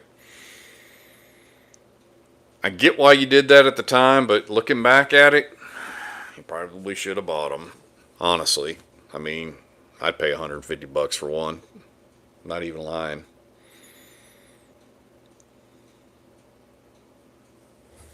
On that note, after I have some of this Old Dime, I think I will have some of that Rebecca Creek. And that's been brought up a couple of times today. What the hell? All that Rebecca Creek. By the time everybody, the funny thing is, you go back and look at unicorn auctions back in 2024, back in the summer of 24, those things were going 50, $60. It was, God dang it, who was it in the Whiskey or Patreon? I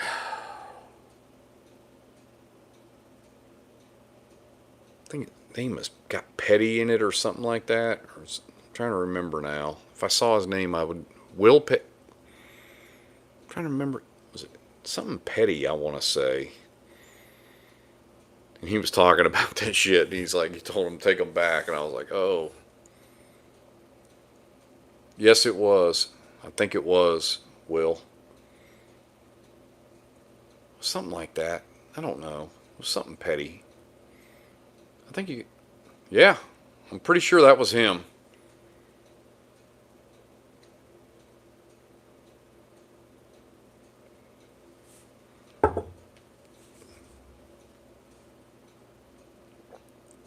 I would have thought so too.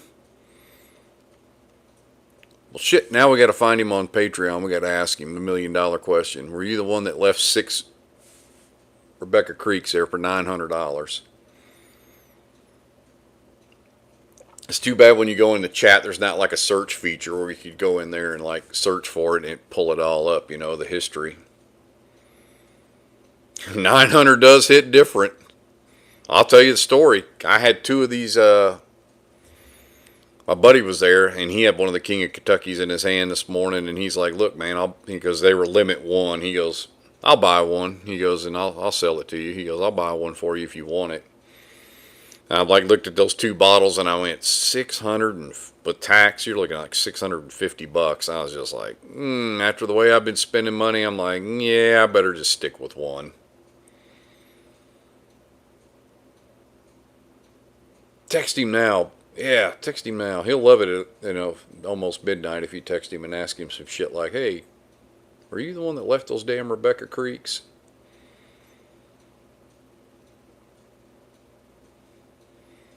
Man, that kind of hurt to pay $300, honestly, but it is good. And yeah, it looks good on the shelf. What can you say?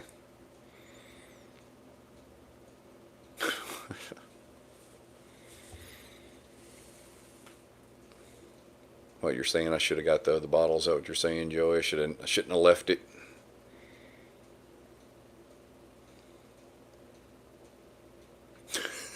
Yeah, Dissy's like, he's probably having nightmares, and now you're gonna fucking bring it back up for him. Nothing like having a room full of people to be able to remind you of all the mistakes you've made when it comes to whiskey.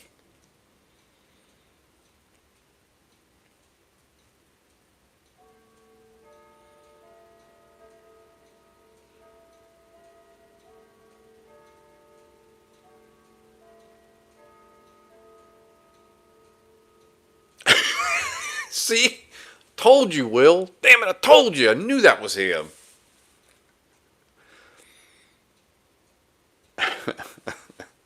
You know, Joey, I normally don't pass up on shit like that. That bottle's a different animal, though, as far as, it's one thing when I pick up Stag Juniors and E.H. Taylor barrel proofs and things to that nature that I know guys will pony up the money and buy. It's another thing when I'm holding a 300 and some dollar bottle. That's a different buyer. That's a smaller percentage of people are willing to spend that kind of money on a bottle for sure.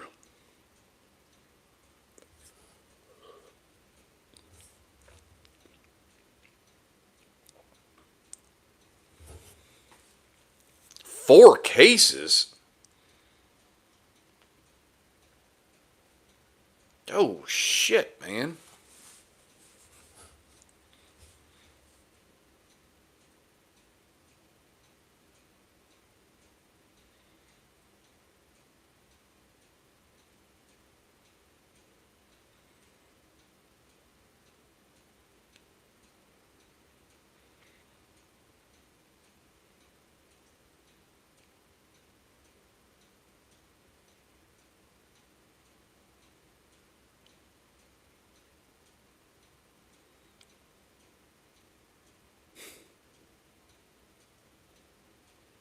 Yeah, spending that kind of money. The paper company you need to be working for is the paper company that prints money.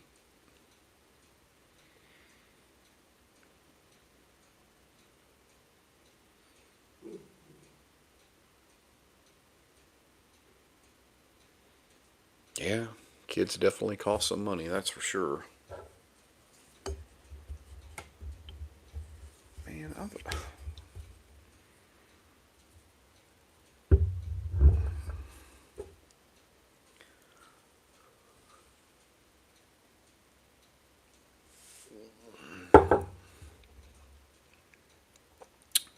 yeah, that old Dominic is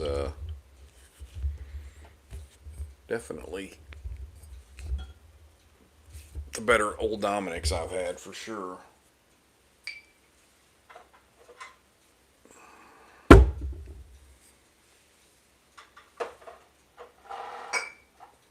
All right, so who else didn't know that we still had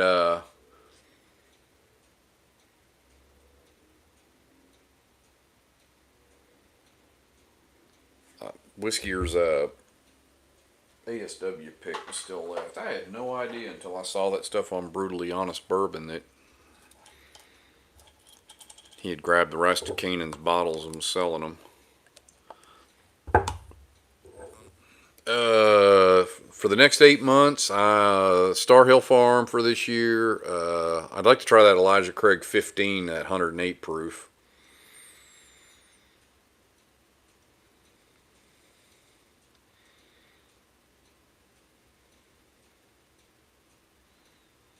Let's see what else. The Knob Creek 12 cast strength. I mean, I'm nothing like crazy.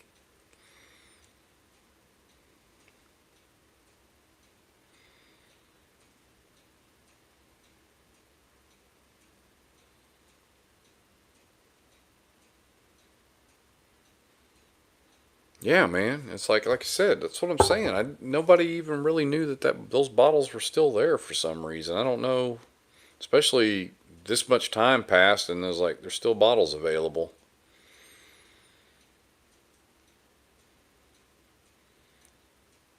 Yeah, that Elijah Craig 15's got to be better with the higher proof and the 18's just a little over oaked, man. And with that 90 proof and all that damn water, it just doesn't work for me. I've got a bottle of it, but it's, what do I call it? It's like taking a mouthful of wet wood chips. It's about what it's like.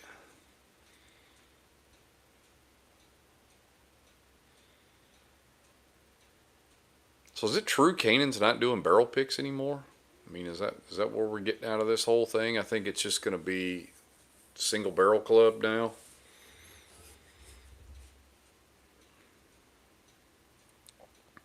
Which is unfortunate.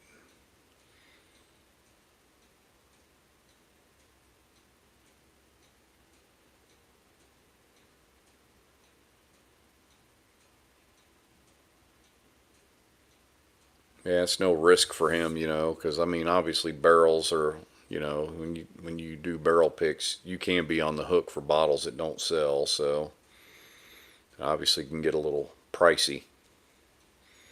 So I think that's kind of one of the drivers. I think after maybe, obviously this Fiddler pick didn't sell out, so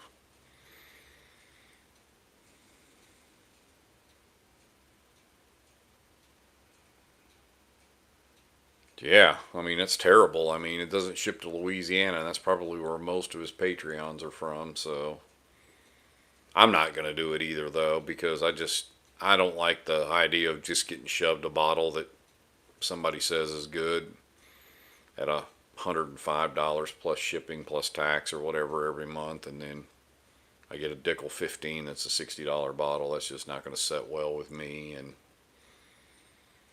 there's just some off the wall stuff that, no offense. I mean, people like it and that's fine, but it's just not for my palate. And I just don't want to be obligated to take these bottles that I'm not necessarily going to like. So I just rather, what's the old saying, pick your own poison? I'd just rather pick my own instead of somebody picking it for me. But I mean, whatever works for everybody. That's the one thing I'll say about Barrel King. Your bottle won't be $60. No, you're right about that. I mean, Barrel King ain't cheap either. The only thing I don't like about Barrel King is their shipping, man. That is just some wonky shit, man. I mean, you ship one day a month. So, like, if you miss the ship for this month, you're waiting an entire month to get your damn order. I mean, it's just, man, it was a shit show with me getting my first bottles.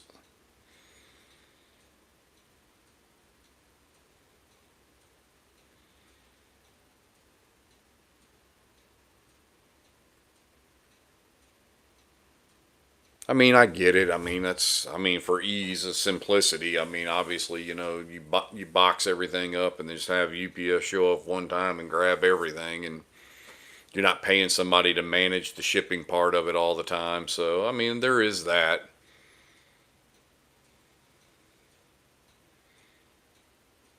Work through choices per month, an opportunity to buy more. Yeah.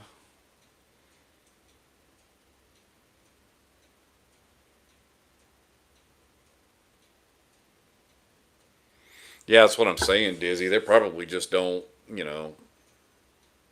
they're all, like I said, they don't have a shipping person or whatever else. They're probably just trying to keep their payroll low, I'm sure, and not have to pay people to deal with shipping, because most companies or places that you buy liquor, I mean, they're shipping stuff every single day.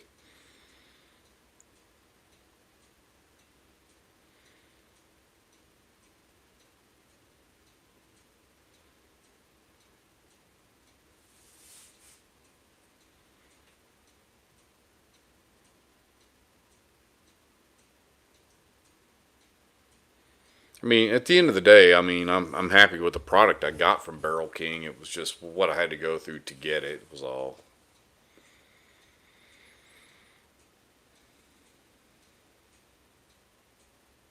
I mean, I felt like I got a quality product and all that, so that's all you really can ask for.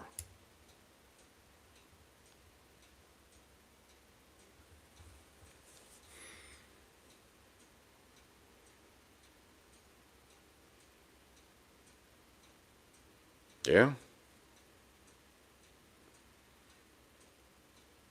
Yeah, I don't get the whole.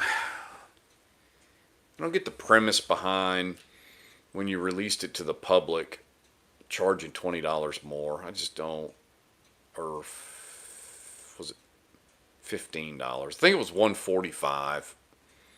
And then it went to $159.99. So yeah, it went up $15, and I just don't.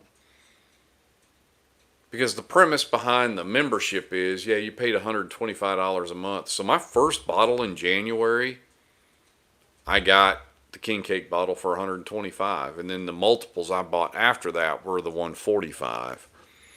So yeah, I wasn't following the whole logic behind it, but whatever.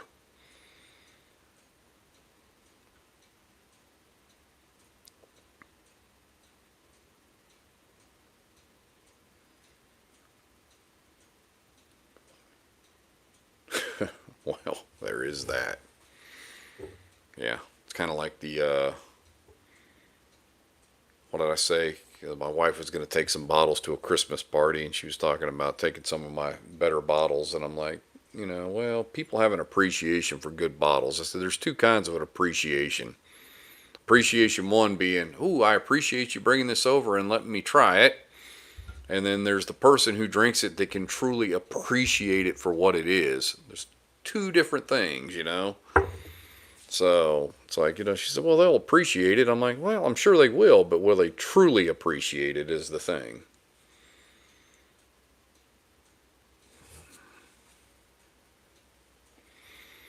Those 3 whole barrels, and I'm pretty sure there's some left.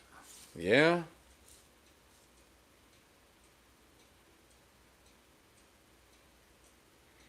And 3 barrels is a lot of damn bottles.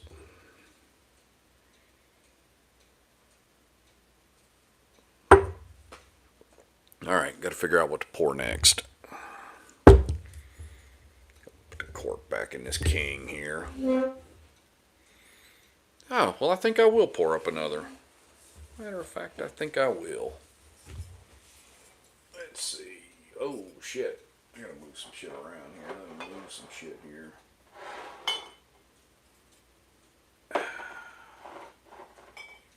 Let's see.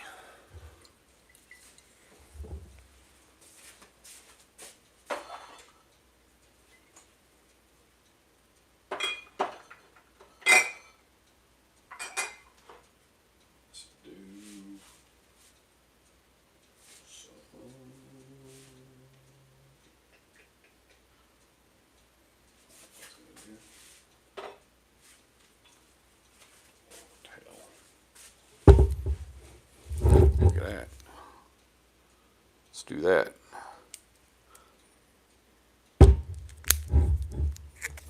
Well, Queasy, I saw something on my, that I hadn't seen before where it says something about go live together or whatever else. And I don't remember seeing that before. So I think that would probably work. When I saw that, I was like, huh, this is probably the thing we were trying to use the other night, but good Lord, man, what the fuck? This is definitely going to look like some unfiltered shit.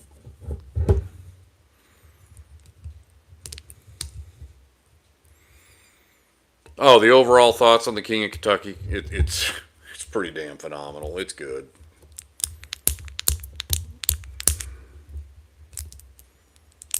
I think obviously the big boy is going to be a lot better, so that's what you got to send to me. What's that? Oh, you talking about the invite to get you to join?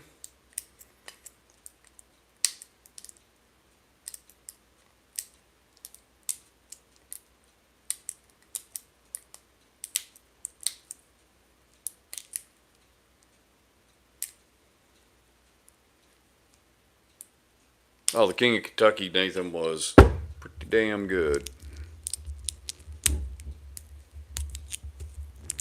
God dang, I look like unfiltered, man. I gotta stop this. This is ridiculous.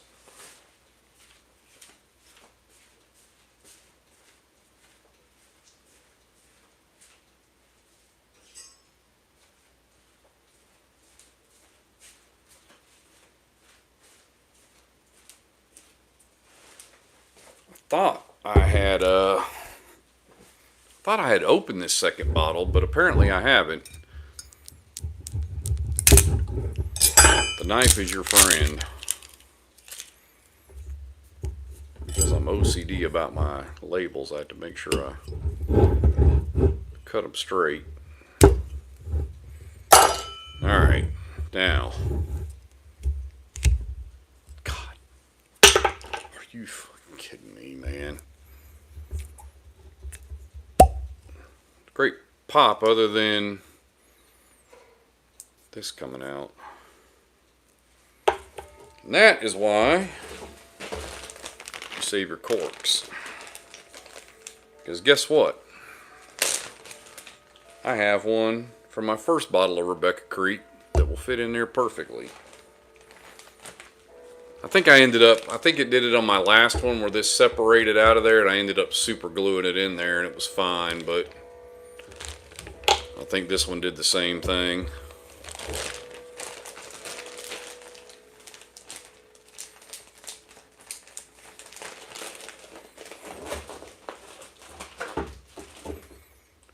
Do a hunt together. Oh yeah.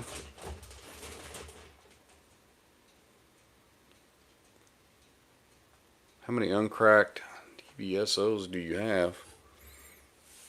Oh, this is it, Will. I mean, this is it. This is the one that I traded with you for. Yeah, that's it. I'm just now getting to it. OCD is a hell of a drug, man. I got it. I ain't gonna lie to you. I done told you guys I got it. There. Alright. Just wanted to be sure it would stick. So here we go. Oh yeah. Alright.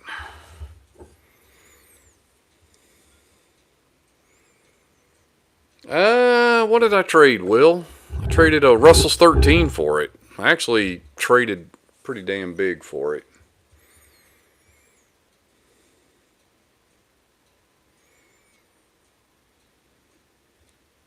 Will traded me that and a old Granddad 7 because he's just that kind of guy. He said he felt like he had to send me something else because he felt like the trade was a little lopsided. I was like, I don't know, just send me something. I said, old Granddad 7 because we can't get that here. Oh, shit. Crazy.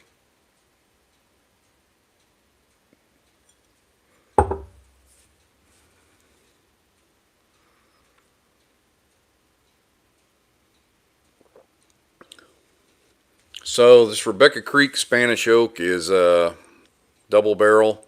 It's MGP. It's 75% corn, 21% rye, 4% barley. And like I said, MGP juice. They brought it down to Texas. They put it in Spanish oak or whatever else. But the thing of it is, it does have that Texas, a little bit of a Texas bite to it.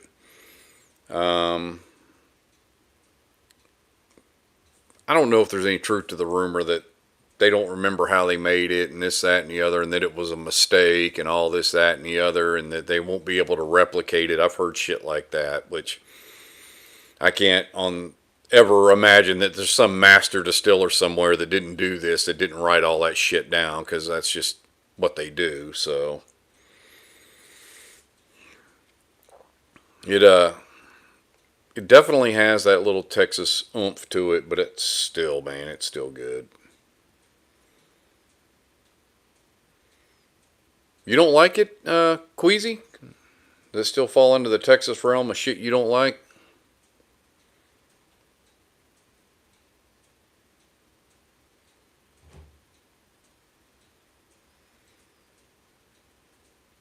Yeah, it's made like what, in San Antonio or someplace like that? Yeah. Yeah. Aged and bottled. San Antonio.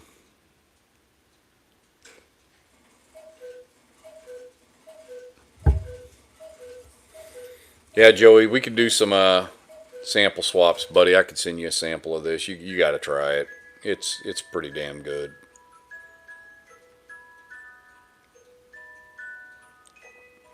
We'll educate you with a sample.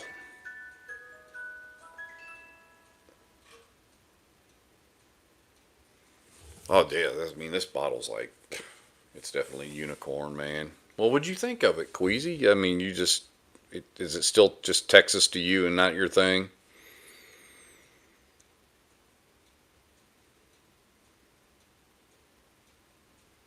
16 year. I've seen the 12 year, I think, but I haven't seen 16 year.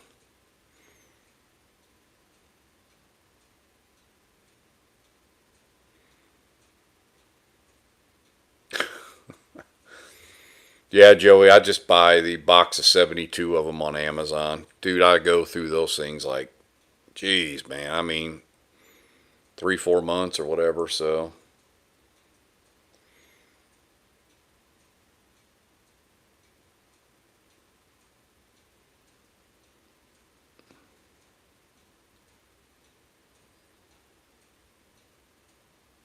no, so Queasy, you do like it then. Okay. Well, I mean, when you said it was Texas whiskey, I thought you were throwing it in there with your take on Garrison Brothers and all that, because I know you're not the biggest fan of any of that.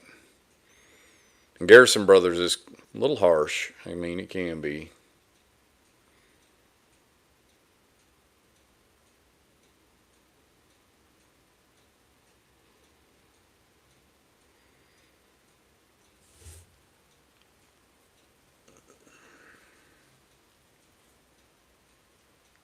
Yeah, I definitely got some. Yeah, I got some stuff I can send you, Joey, for sure.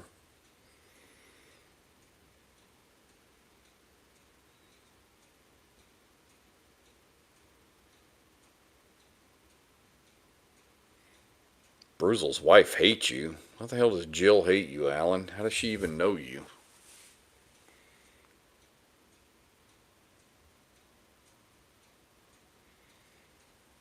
Well, it's just when you said it's Texas whiskey, I'm like, yeah, I know how what was it, call it the old leather baseball glove.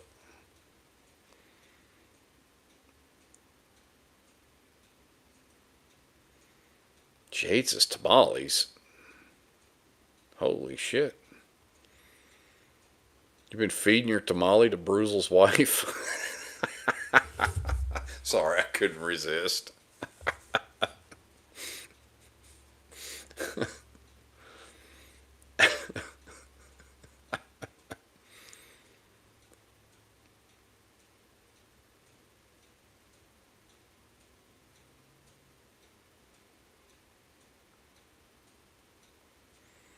Oh, damn, you ain't watched Bruzel in a while. All right, Ryan. Good to see you, man.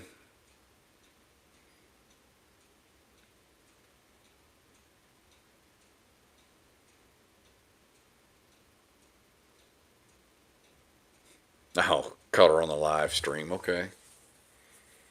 Yeah, I mean, I haven't watched a Bruzel live stream in a couple of years now. I used to watch him a lot. I mean, I still watch his hunt videos and stuff. I mean, the guy's the gold standard for bourbon hunt videos. I mean, nobody does it like he does or gets access to stuff like he does.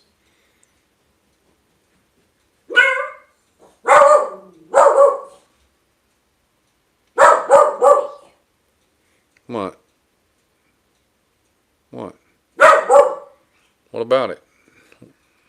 Well, you're not even down the stairs yet. I know. I'm waiting.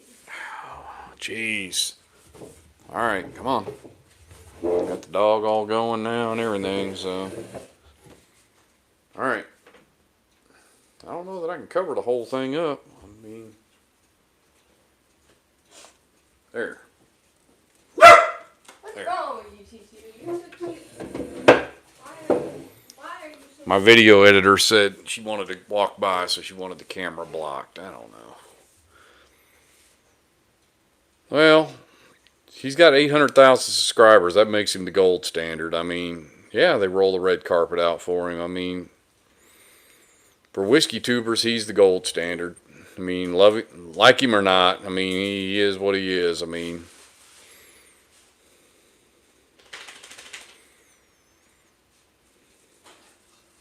Oh, I think when they know he's coming for sure. I mean, I'd like to think that he's just popping into places, but yeah, you could tell some of it's definitely scripted.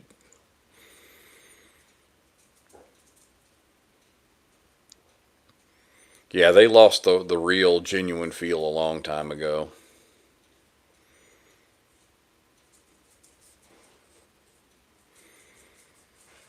The camera does get you access, though. It definitely does.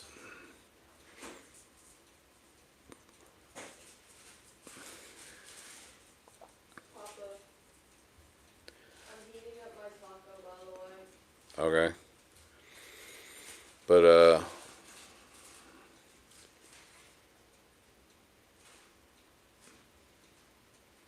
yeah, man, I ain't hating him. It's working for him. That dude's making, guy's a millionaire off of YouTube, so, yeah, oh well, it is what it is.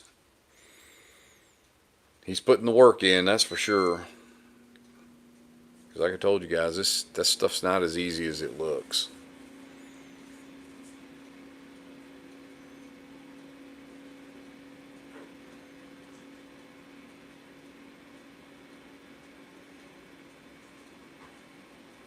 I mean, looking at channels now and trying to fathom 800,000 subscribers is just mind blowing. I mean, what it takes to get there.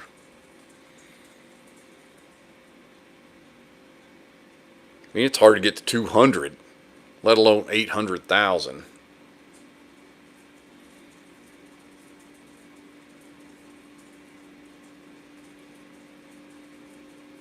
No, I ain't mad at him. No, man, I don't. Even if I don't agree with everything that he does or how he does it, man, I mean, he's doing what works for him. Yeah, Will, hell yeah, he is. And I think if I had 800,000 subscribers and I was making a couple, $2-3 million off of YouTube a year, I probably have people doing it for me too. But it's his cash cow now, so he's got to do what he's got to do to keep it rolling.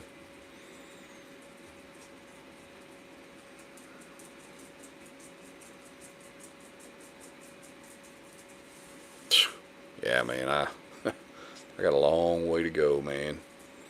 There's so much stuff when I'm like filming that I realize when I go back later, I'm like, yep, didn't do an exit video, didn't show the bottles I got. I mean, it's just, especially when I was at the Bourbon Trail, because we were just go, go, go, go. Like we went to to Heaven Hill, got the bottles, or whatever else, and we are leaving, and it was so damn cold outside. We just ran to the car, jumped in the car, and I was like, shit, I didn't even do a damn exit video or nothing. I was just like, oh well, it's raw.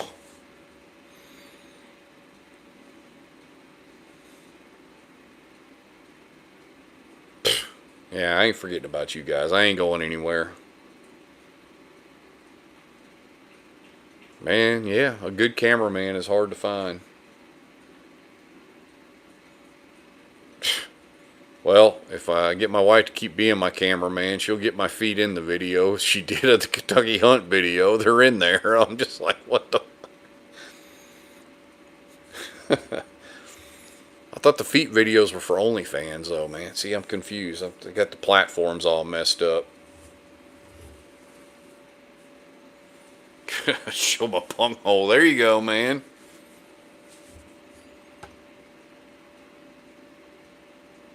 We'll show bunghole for subscribers. Yeah, I should have just edited the shit out. I was just like, what the fuck? I had flip flops on because I was fucking driving for like. I mean, I literally that hunt in Kentucky was getting out of the car after having driven for 2 12-hour days, So I obviously had my flip flops on because it was 75 degrees, and I also wanted them for comfort.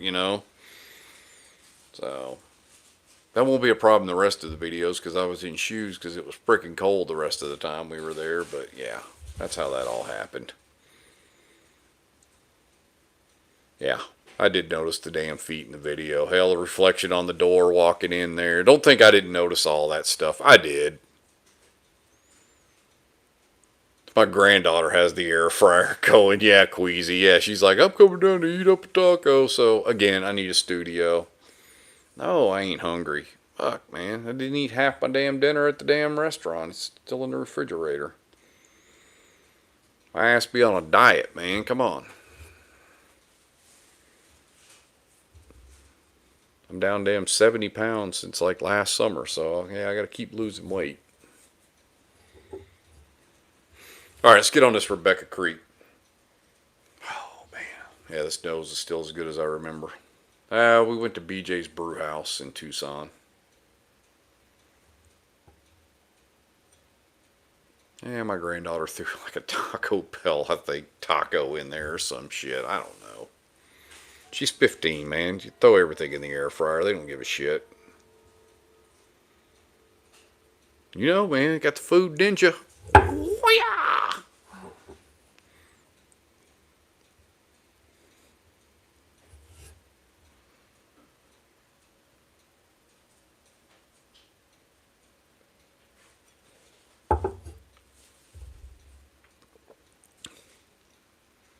Damn. Man, that's so damn good.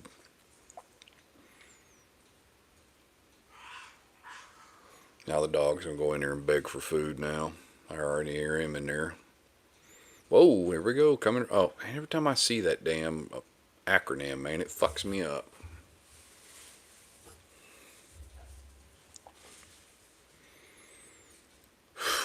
Man, the thought of a trip makes me want to throw up right now. Ugh. I'm flying next time. I ain't driving anywhere.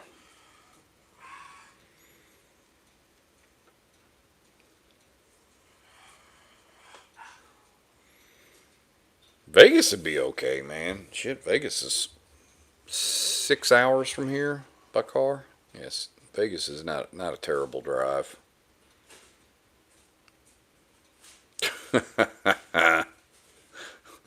No, Diddy, Epstein, or Hannibal Lecter.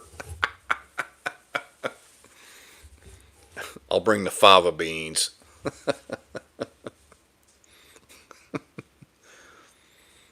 Man, Vegas has got a lot of good stores, though, man. I mean, I found some damn good bottles in Vegas. You just go like west of the strip, like 1 or 2 blocks, man, you can run up and down Decatur and you could hit, man, you could just move from one side of the street to the other, man, and there's just liquor stores everywhere. I probably ran up that street and probably hit 15 or 20 liquor stores. And definitely, you can definitely get some hunt video content in Vegas for sure, because there's plenty of damn stores, and I think most of them would probably let you film in there, but yeah, I was back before I was, thinking about YouTube. I was just going in and hunting. I don't know who let Vegas have one, but they got one. It runs parallel to the I-15 and Las Vegas Boulevard. I mean, it's probably 3 or 4 blocks over from I-15, I think. So we stayed at a hotel right on there, and I was like doing like my around me search. I'm like, look at all these liquor stores. In fact, there was one of them like within walking distance of my hotel. I mean, it was like literally across the parking lot. So I got to block the camera again. Yes. Oh my gosh. Teenagers. All right. Go.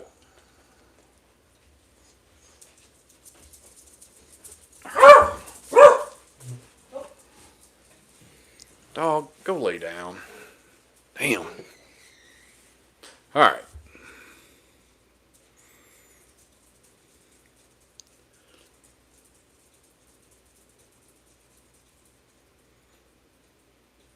Vegas too damn high. What do you mean too damn high? What are you talking about? Yeah, they've been getting a hellacious rap for their damn all the hotel fees and shit, but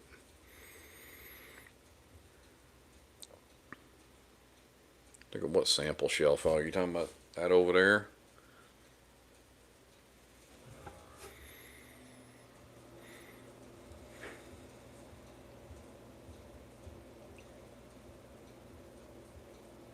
I have a bottle of Larceny, and shit, I don't even know if it's open. I mean, I think I've tried it before, but trying to remember why I bought the one in particular that I have, and I'm trying to look to see what it is. I know roughly where it is on my shelf over there with all my other fit stuff. I don't know. I have to look. Yeah, I know they're kind of hit or miss. I kind of got out of the market of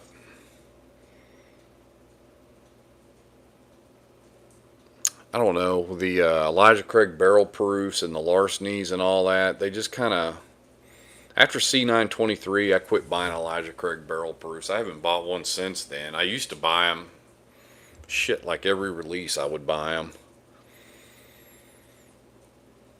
And then it just got to where, I had so many of them, I just never was going through them. And then after C923 with the 13, almost 14-year age statement, 133 proof, after that, when all the ages and everything started going south, I just kind of quit buying them. And I mean, the prices had got up to where they were damn near $100 a bottle, and I just like, I just couldn't stomach it anymore. I just quit buying them. I've heard B525 is good. That's been one that I've been tempted to buy because I've heard so many good things about it. But then I just keep telling myself, what am I doing with all the Elijah Craig barrel proofs I have now? Nothing. I never go to them. I mean, I can't even remember last time I poured C923. Matter of fact, I'm going to pull that off the shelf just to see how much of it I have, but I'm probably going to be embarrassed to know that it's probably 80% full still.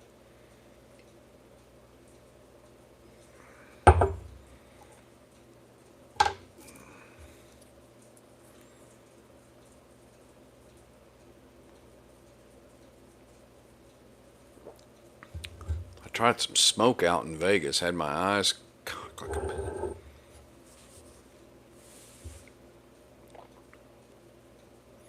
It tastes like baked beans to Dizzy.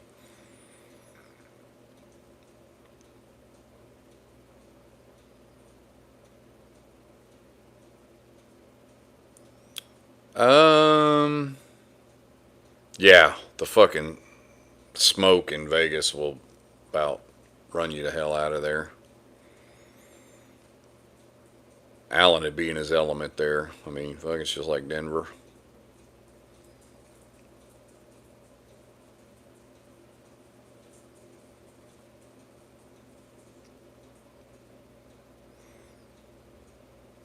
So they be smoking some dope in Vegas, man. Whew, man. The devil's lettuce is definitely abundant there.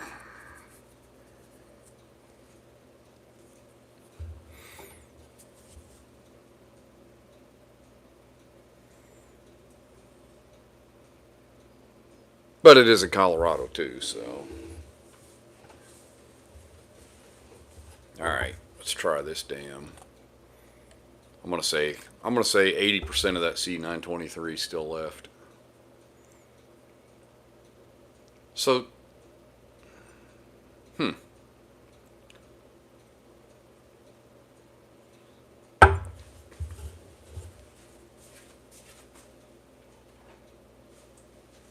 All right. Well, it might not be 80%, but it's still.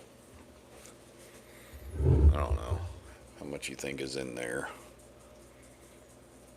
Yeah, maybe 75% of it's still there.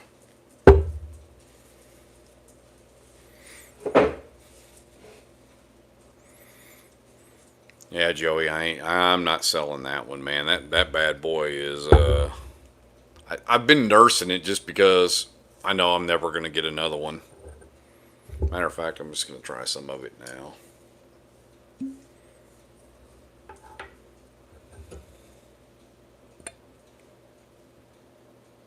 I'll tell you a story about this. I was in New Orleans, and my daughter lives there, and her boyfriend taking us out for drinks or whatever. We went to a place called Barrel Proof down in New Orleans. Great place for bourbon. If you're ever in New Orleans, go check it out. And he's more of an Irish whiskey drinker or whatever else, not a big bourbon guy. But he's like, oh, well, I'm just gonna, I'll drink whatever you're drinking. I'm like, I don't know if you want to do that or not, but he so I start going through the list of stuff. Then they're out of this, they're out of that, they're out of that, they're out of that. And I'm like, oh, got Elijah Craig C923. He's like, yeah. See you later, Dizzy. And he goes, yeah, we got C923. So her boyfriend says, oh, well, I'll have that too. I'm like, oh, I don't think you want that one. I said, that's not a beginner bourbon at all. I said, that thing's got some proof and it's gonna get you. He's like, oh, no, that's fine. He goes, I'm going to get it and I'm going to pay for him. I'm like, okay. So the guy's like, you want a 1 or 2 ounce? Hey, give me 2 ounces. So we go back to the table and sit down. I said, man, I hope you're ready for this. He's like, nah, I think I'm going to be okay. Man, he turned that damn thing up, and the look on his face when that shit hit him and that hug started setting in, that 133 proof, I about died laughing, man. I couldn't control myself. I was like, damn, dude. And he couldn't talk. I mean, it took his breath away. I was like, yeah, man, it's like, he's like, man, it feels like somebody standing on my chest. I'm like, that, sir, is what they call Kentucky hug, and you're getting a whole lot of it.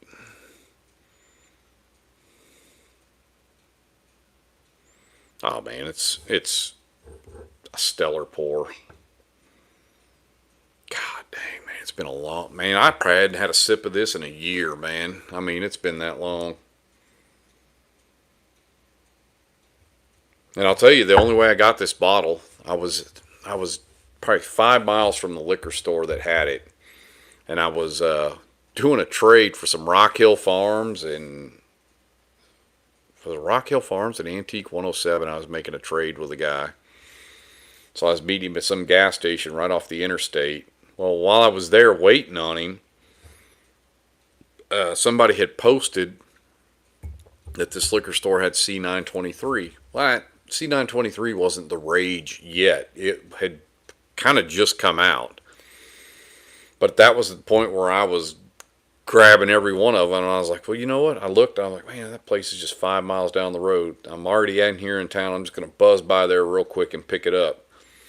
So I drove down there, picked it up. They only had one. It was like $89.99. I grab it, and I get home, and somebody's posted, and they're like, oh, yeah, I went to go grab the C923, and they said somebody had just went in there and grabbed it on one of our message boards on Facebook. And I'm like, yeah, that was me. I said, yeah, and you just missed me by like 10 minutes. I said, I'd have been 10 minutes later, I'd have missed it.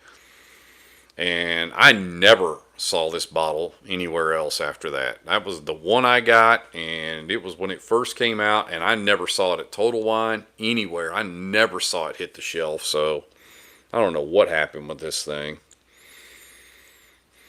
What's up, Al?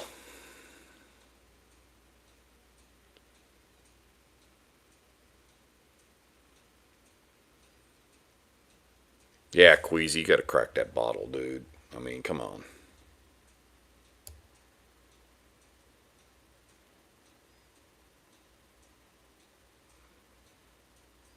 Oh yeah, those bottles are easily 250. I mean, all day long.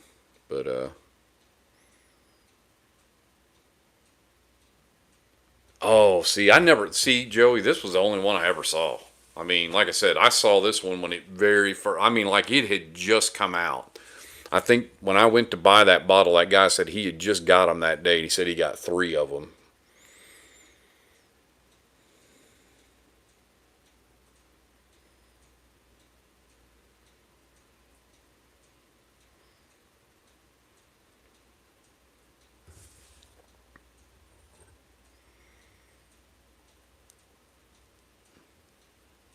Well, Al's got the Kings too.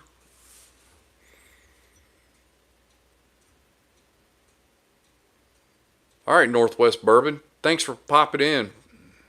Hopefully, we'll see you in here again next time.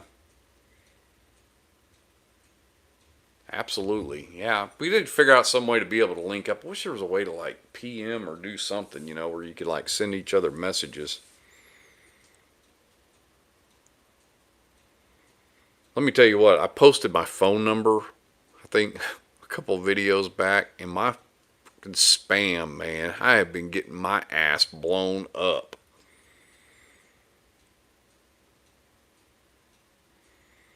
I swear it's probably because I put my phone number on here or put it on a Whiskey's page. I put it somewhere. I put it out there in the public eye, man. And it just seems like somebody sold my phone number out because I had just been getting blown up.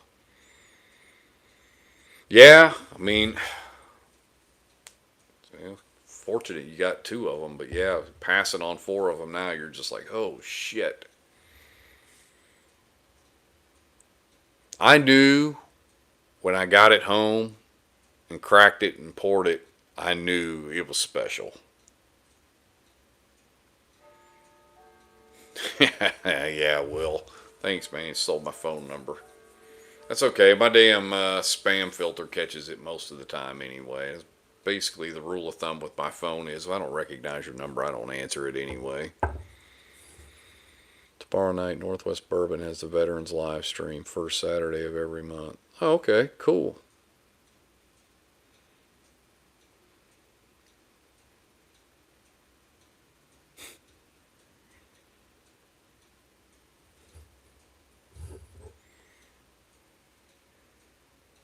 Yeah, like I said, I just highly coincidental that my phone's been blowing up ever since I posted my phone number, so I'm sure that's what it was. I mean, there's probably something out there, some kind of damn program that catches shit when people post shit like that, and then they just turn around and sell it off or start spamming you to death.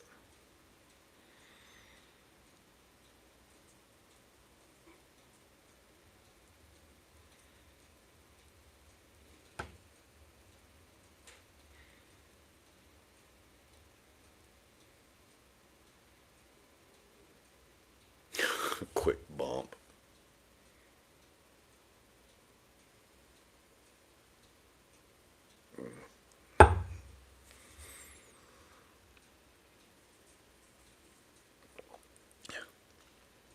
Whew. Man, that thing's as good as I remember it being. Damn, that thing is good.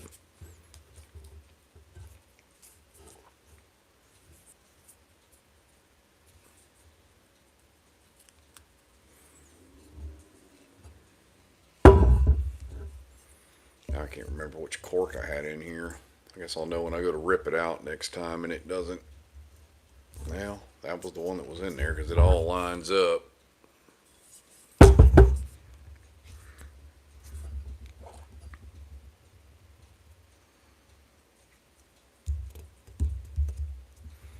Oh well.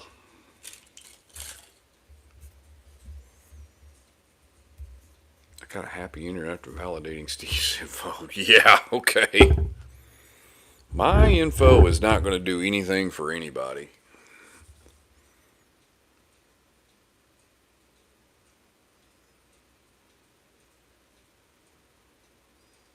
I want to do a live giveaway. Yeah, I mean, man, how do we do that?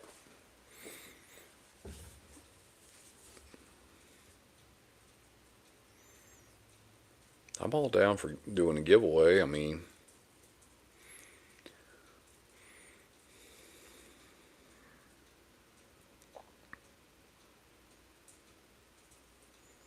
it's probably what I ought to do with this E.H. Taylor barrel proof I got sitting here. I got one left.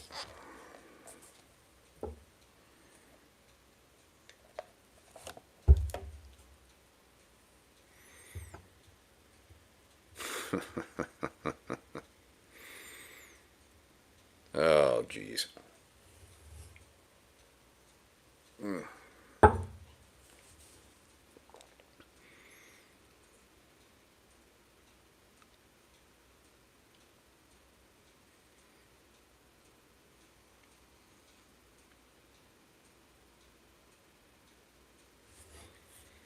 Yeah, at some point. I mean, yeah, I think when we get a few more people in here, we could probably do a giveaway at some point. Man, I got shit I could give away too. I mean, I've been more than blessed with the amount of bottles I have for sure. Got way more than I could ever possibly drink.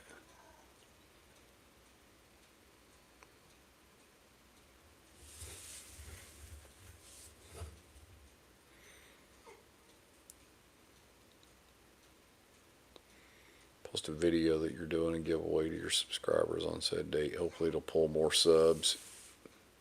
Yeah, I could do that. Yeah, 'cause lives are probably going to mostly happen on like Friday nights just because the time difference and everything else.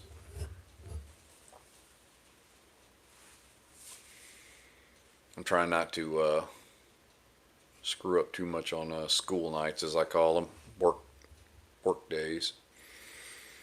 'Cause this guy gets up at 3 a.m. for work, so it's like, yeah, staying up late's just not in the cards for me. Yeah, I mean, 200 subs. I'm hoping to get there here before 2 months. If I start kicking out some content, that would help. So, like I said, the weird thing is, I get in the subs off of shorts. So that's where I really need to be focusing at. Is just doing some shorts. That's where you're picking everybody up. Yeah, Al. I mean, I'm down for doing a live together. I mean, me and Queasy tried to do one not too long ago, and it just kind of like, Will, I was at 139 before this, but I know a few people in here said they subbed, so I might have 4 or 5 more. I don't know, something like that.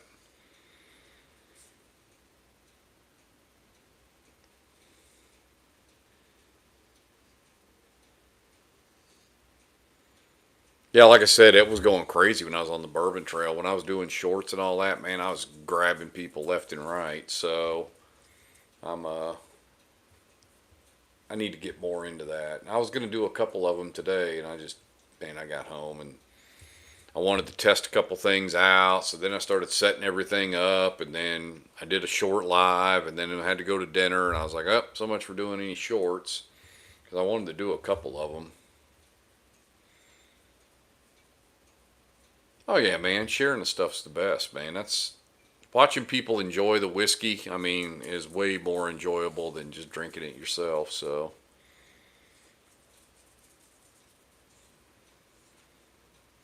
I mean, this stuff's definitely for sharing.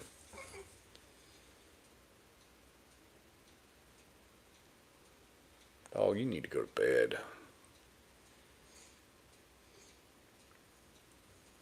Look.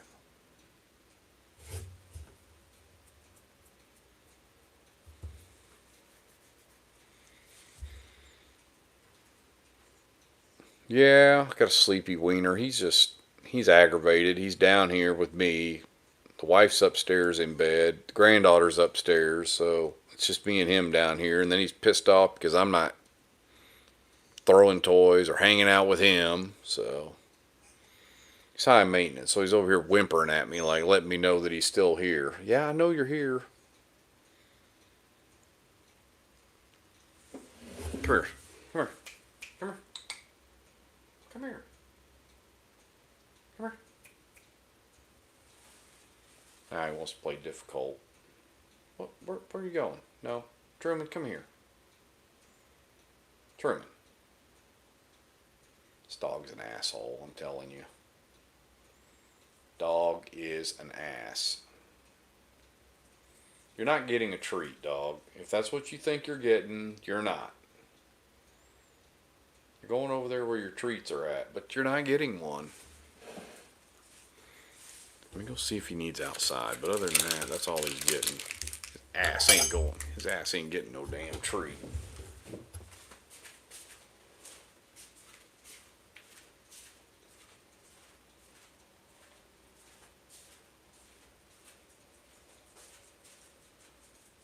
You want outside?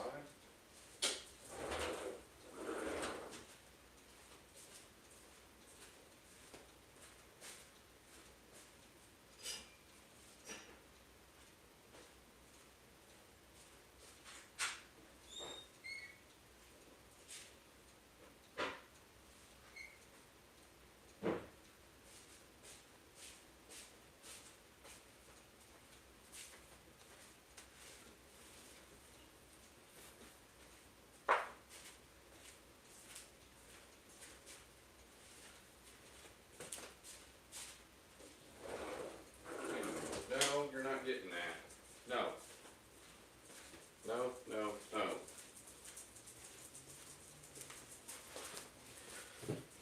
Yep, that's what it's all about. It's all about a damn treat.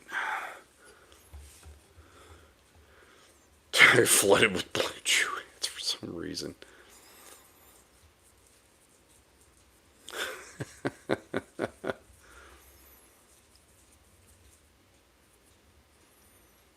Oh my God.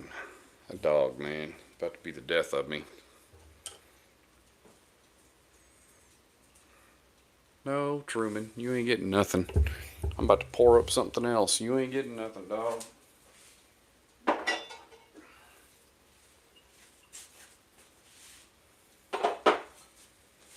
Let's see.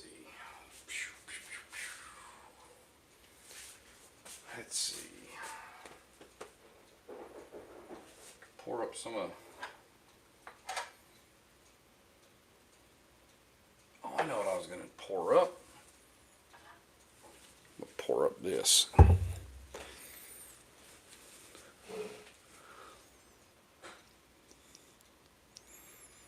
We'll pour up some of this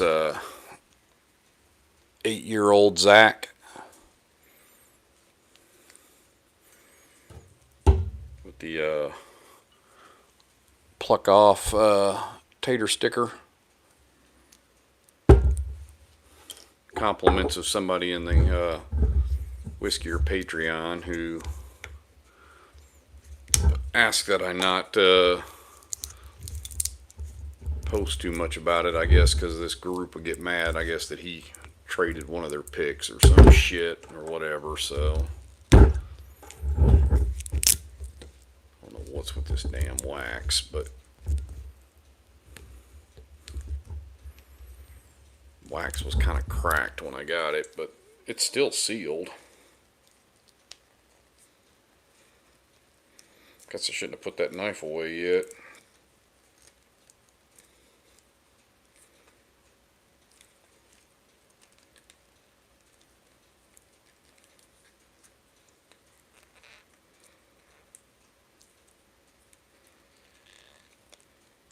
Trying to copy that maker's mark, man. Good God, man, that shit was on there. But now it's all off, so I don't have to fight it anymore.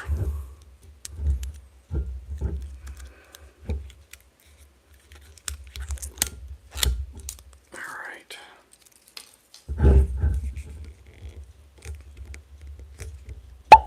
Whoa, shit, that was a serious cork pop. Man.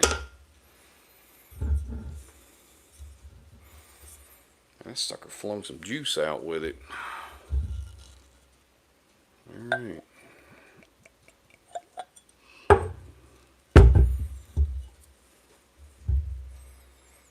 Oh, that's definitely got the turkey funk. Woo!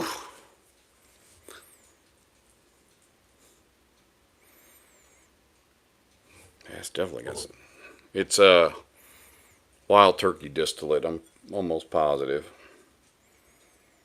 I mean, it says it's distilled in Lawrenceburg and it's got the turkey on the back, so pretty sure it's wild turkey juice. Oh yeah, it's got the turkey funk, 100%.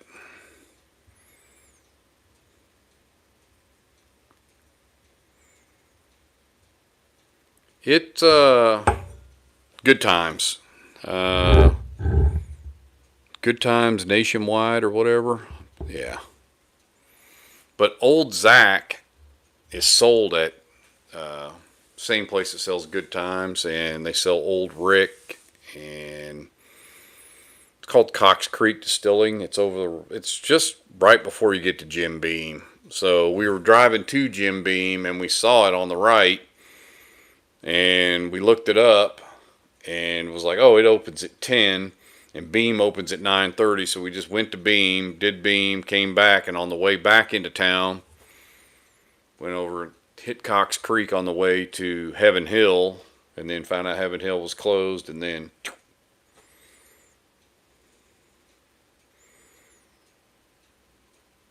all right, Queasy, and then good night, man. We after that, then we headed down to Maker's Mark. But that'll all be in the video. So that'll probably be the first video that comes out. But probably, I'm hoping this weekend it'll be out. So hopefully the editor gets it cracked out tomorrow, and then I can post it on Sunday. There's a lot of video at Maker's Mark. Maker's Mark could almost be a video by itself. So trying to see what how much video content there is, and then determine if I need to break it up into two videos. Two videos would actually be better just for the algorithm having a couple.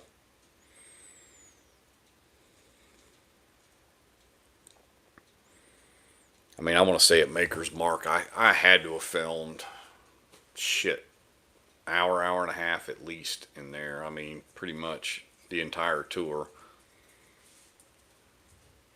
Yeah, well, I don't eat breakfast, so yeah, so much for that. But if that's content ideas, I really didn't got much for that. No, it's okay.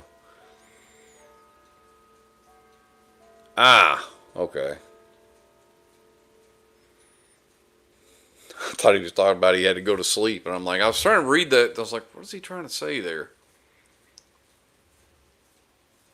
Well, yeah, when you got the Blue Chew on there, it's kind of like you got the old the kickstand going. You like roll over and yeah, you're definitely on your back. You ain't getting any farther. The old kickstand gets in the way.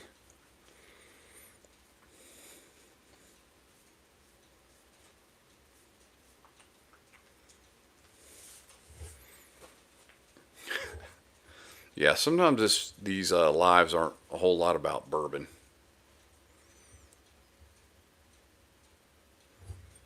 So I tell people, and they ask me, it's like, oh, when you get on your lives, what do you talk about? It's like, well, yeah, bourbon's part of it, but it just always leads into something else.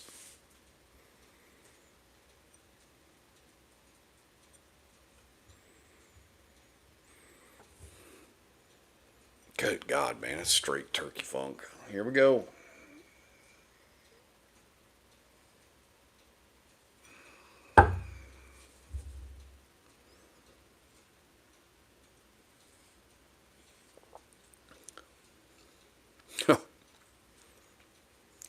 You would not know who makes that. There is no way possible. Take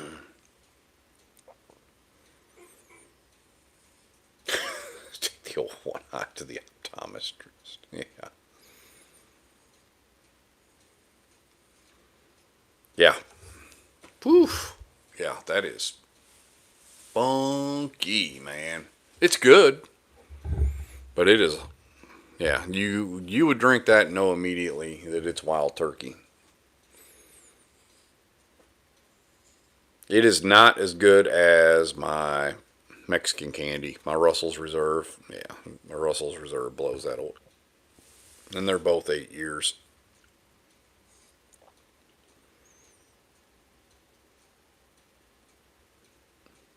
You don't like turkey, huh, Will? I didn't like turkey at first. It's kind of growing on me a little bit.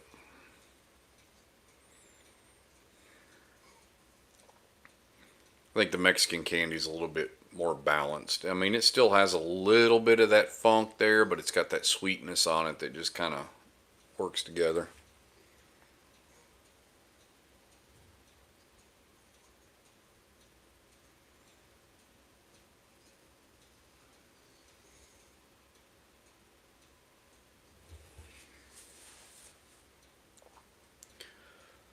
Ugh.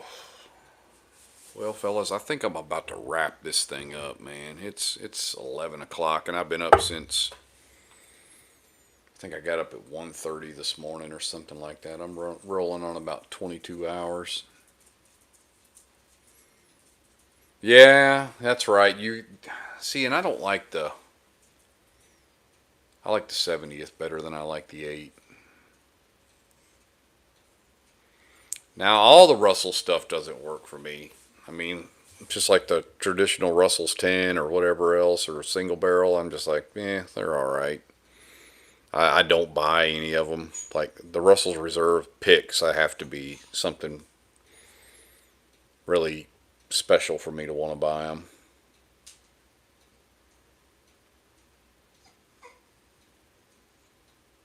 About ready to strangle this dog.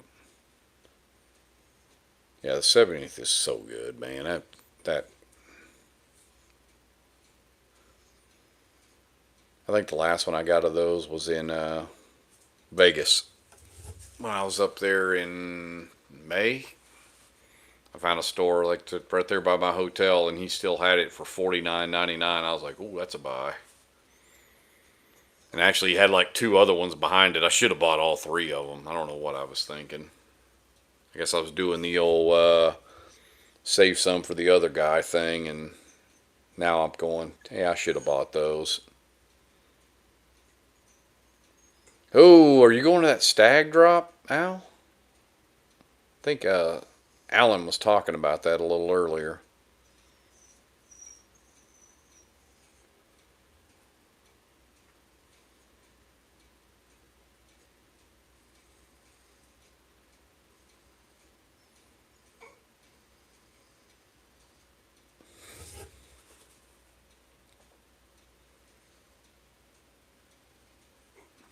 Yeah, well, man, you don't have enough stag, Al? Gosh, I think you get a stag for me every time I get one, and I get a bunch of them. How many stags do you have? You got to have at least 15 or 20 of them.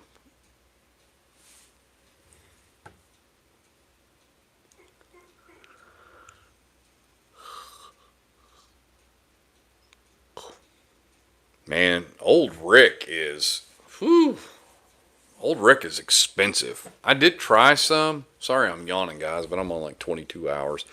Um, Old Rick is like, I had some, but I think it was Canadian. It was like 17 year, 18 years, something like that. But it was like 200 something dollars a bottle. And I was like, yeah, I can't pay that. 22 stags, huh? Well, I figured you had quite a few. Come here.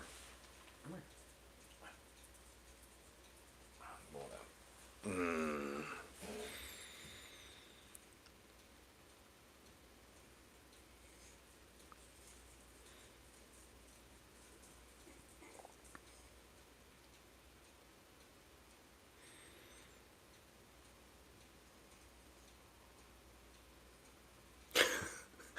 We've got 37 King of Kentuckies. Why do you want a stag?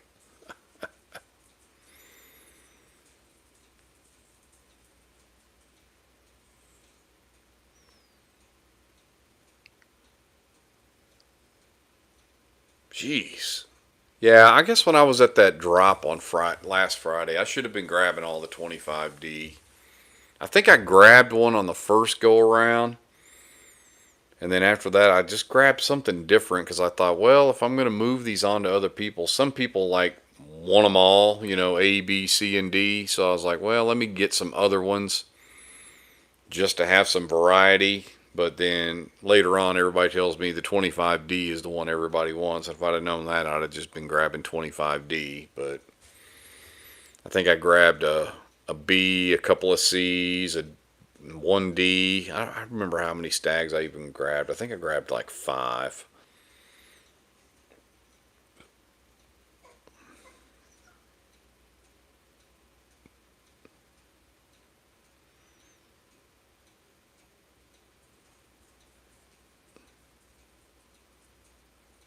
Yeah. Well, best sense for me is just, I don't know. Just, I don't know. For some reason, it just doesn't hit my profile, which is weird because I do like Stag, George T. Stag, but I don't know. For some reason, Stag Jr. just does not hit it for me.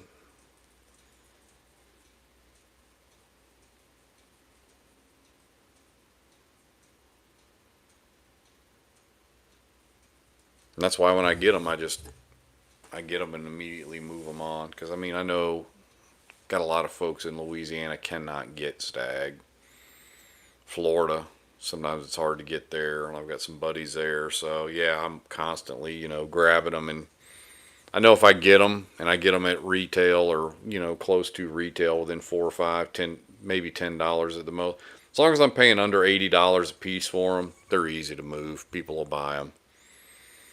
I mean, they get much higher than that. I won't buy them just because I just don't feel right charging people for them, at that price. I mean, I don't. I know most people probably around because by the time I get it at like $75 and then I pay tax and then I ship it, I got to charge somebody $100 for it. And if it gets any more than that, it just doesn't make sense to me to, ask somebody to pay 105, 110, even though I know some people's budget on those is 120 to 150 or whatever else, but that's just silly to pay that.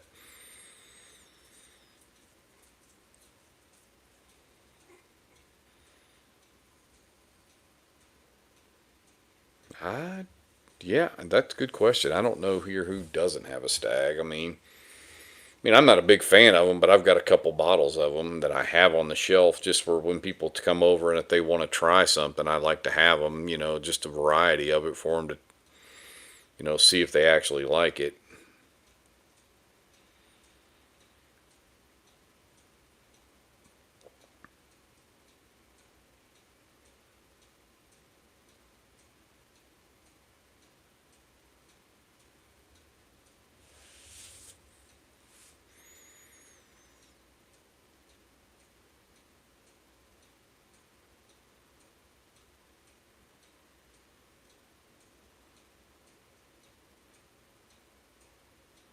And I still got a stag left from saw his cock. It was plentiful. I still got one. Yeah, I still got one left from the drop here that I didn't move yet, and that's a 25C. So I've got a 25C and a barrel proof still left. Send you that stag senior. Oh wee. Hold on, you don't see those. Those aren't up there. Those are just they're just planted there. They're not like real. Those are just pictures of some shit. Those aren't real.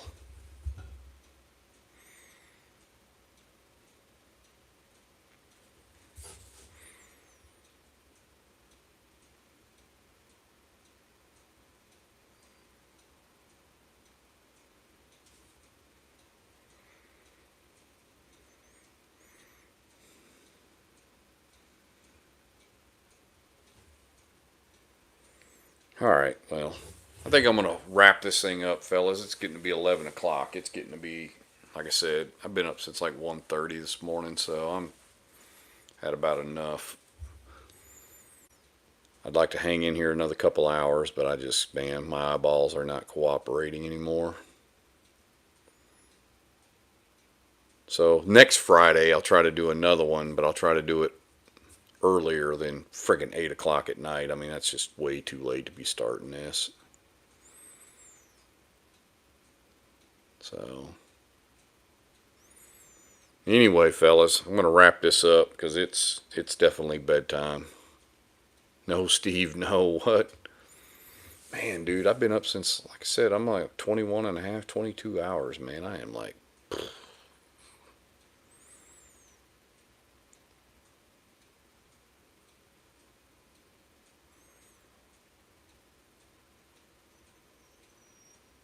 yeah, the dinner definitely screwed everything up tonight for sure. But anyway,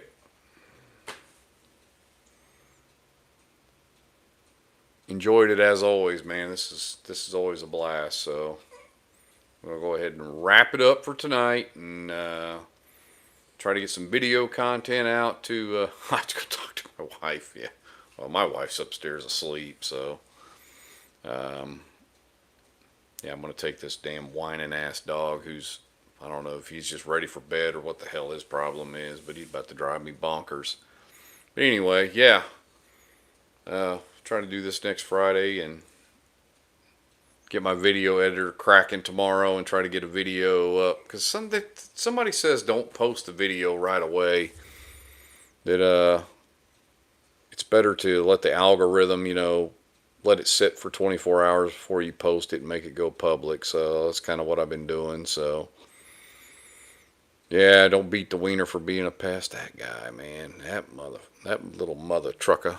But yeah, we'll try to get a video out by Sunday. So should be the first days of the Bourbon Trail. So should be some good material to watch if anything.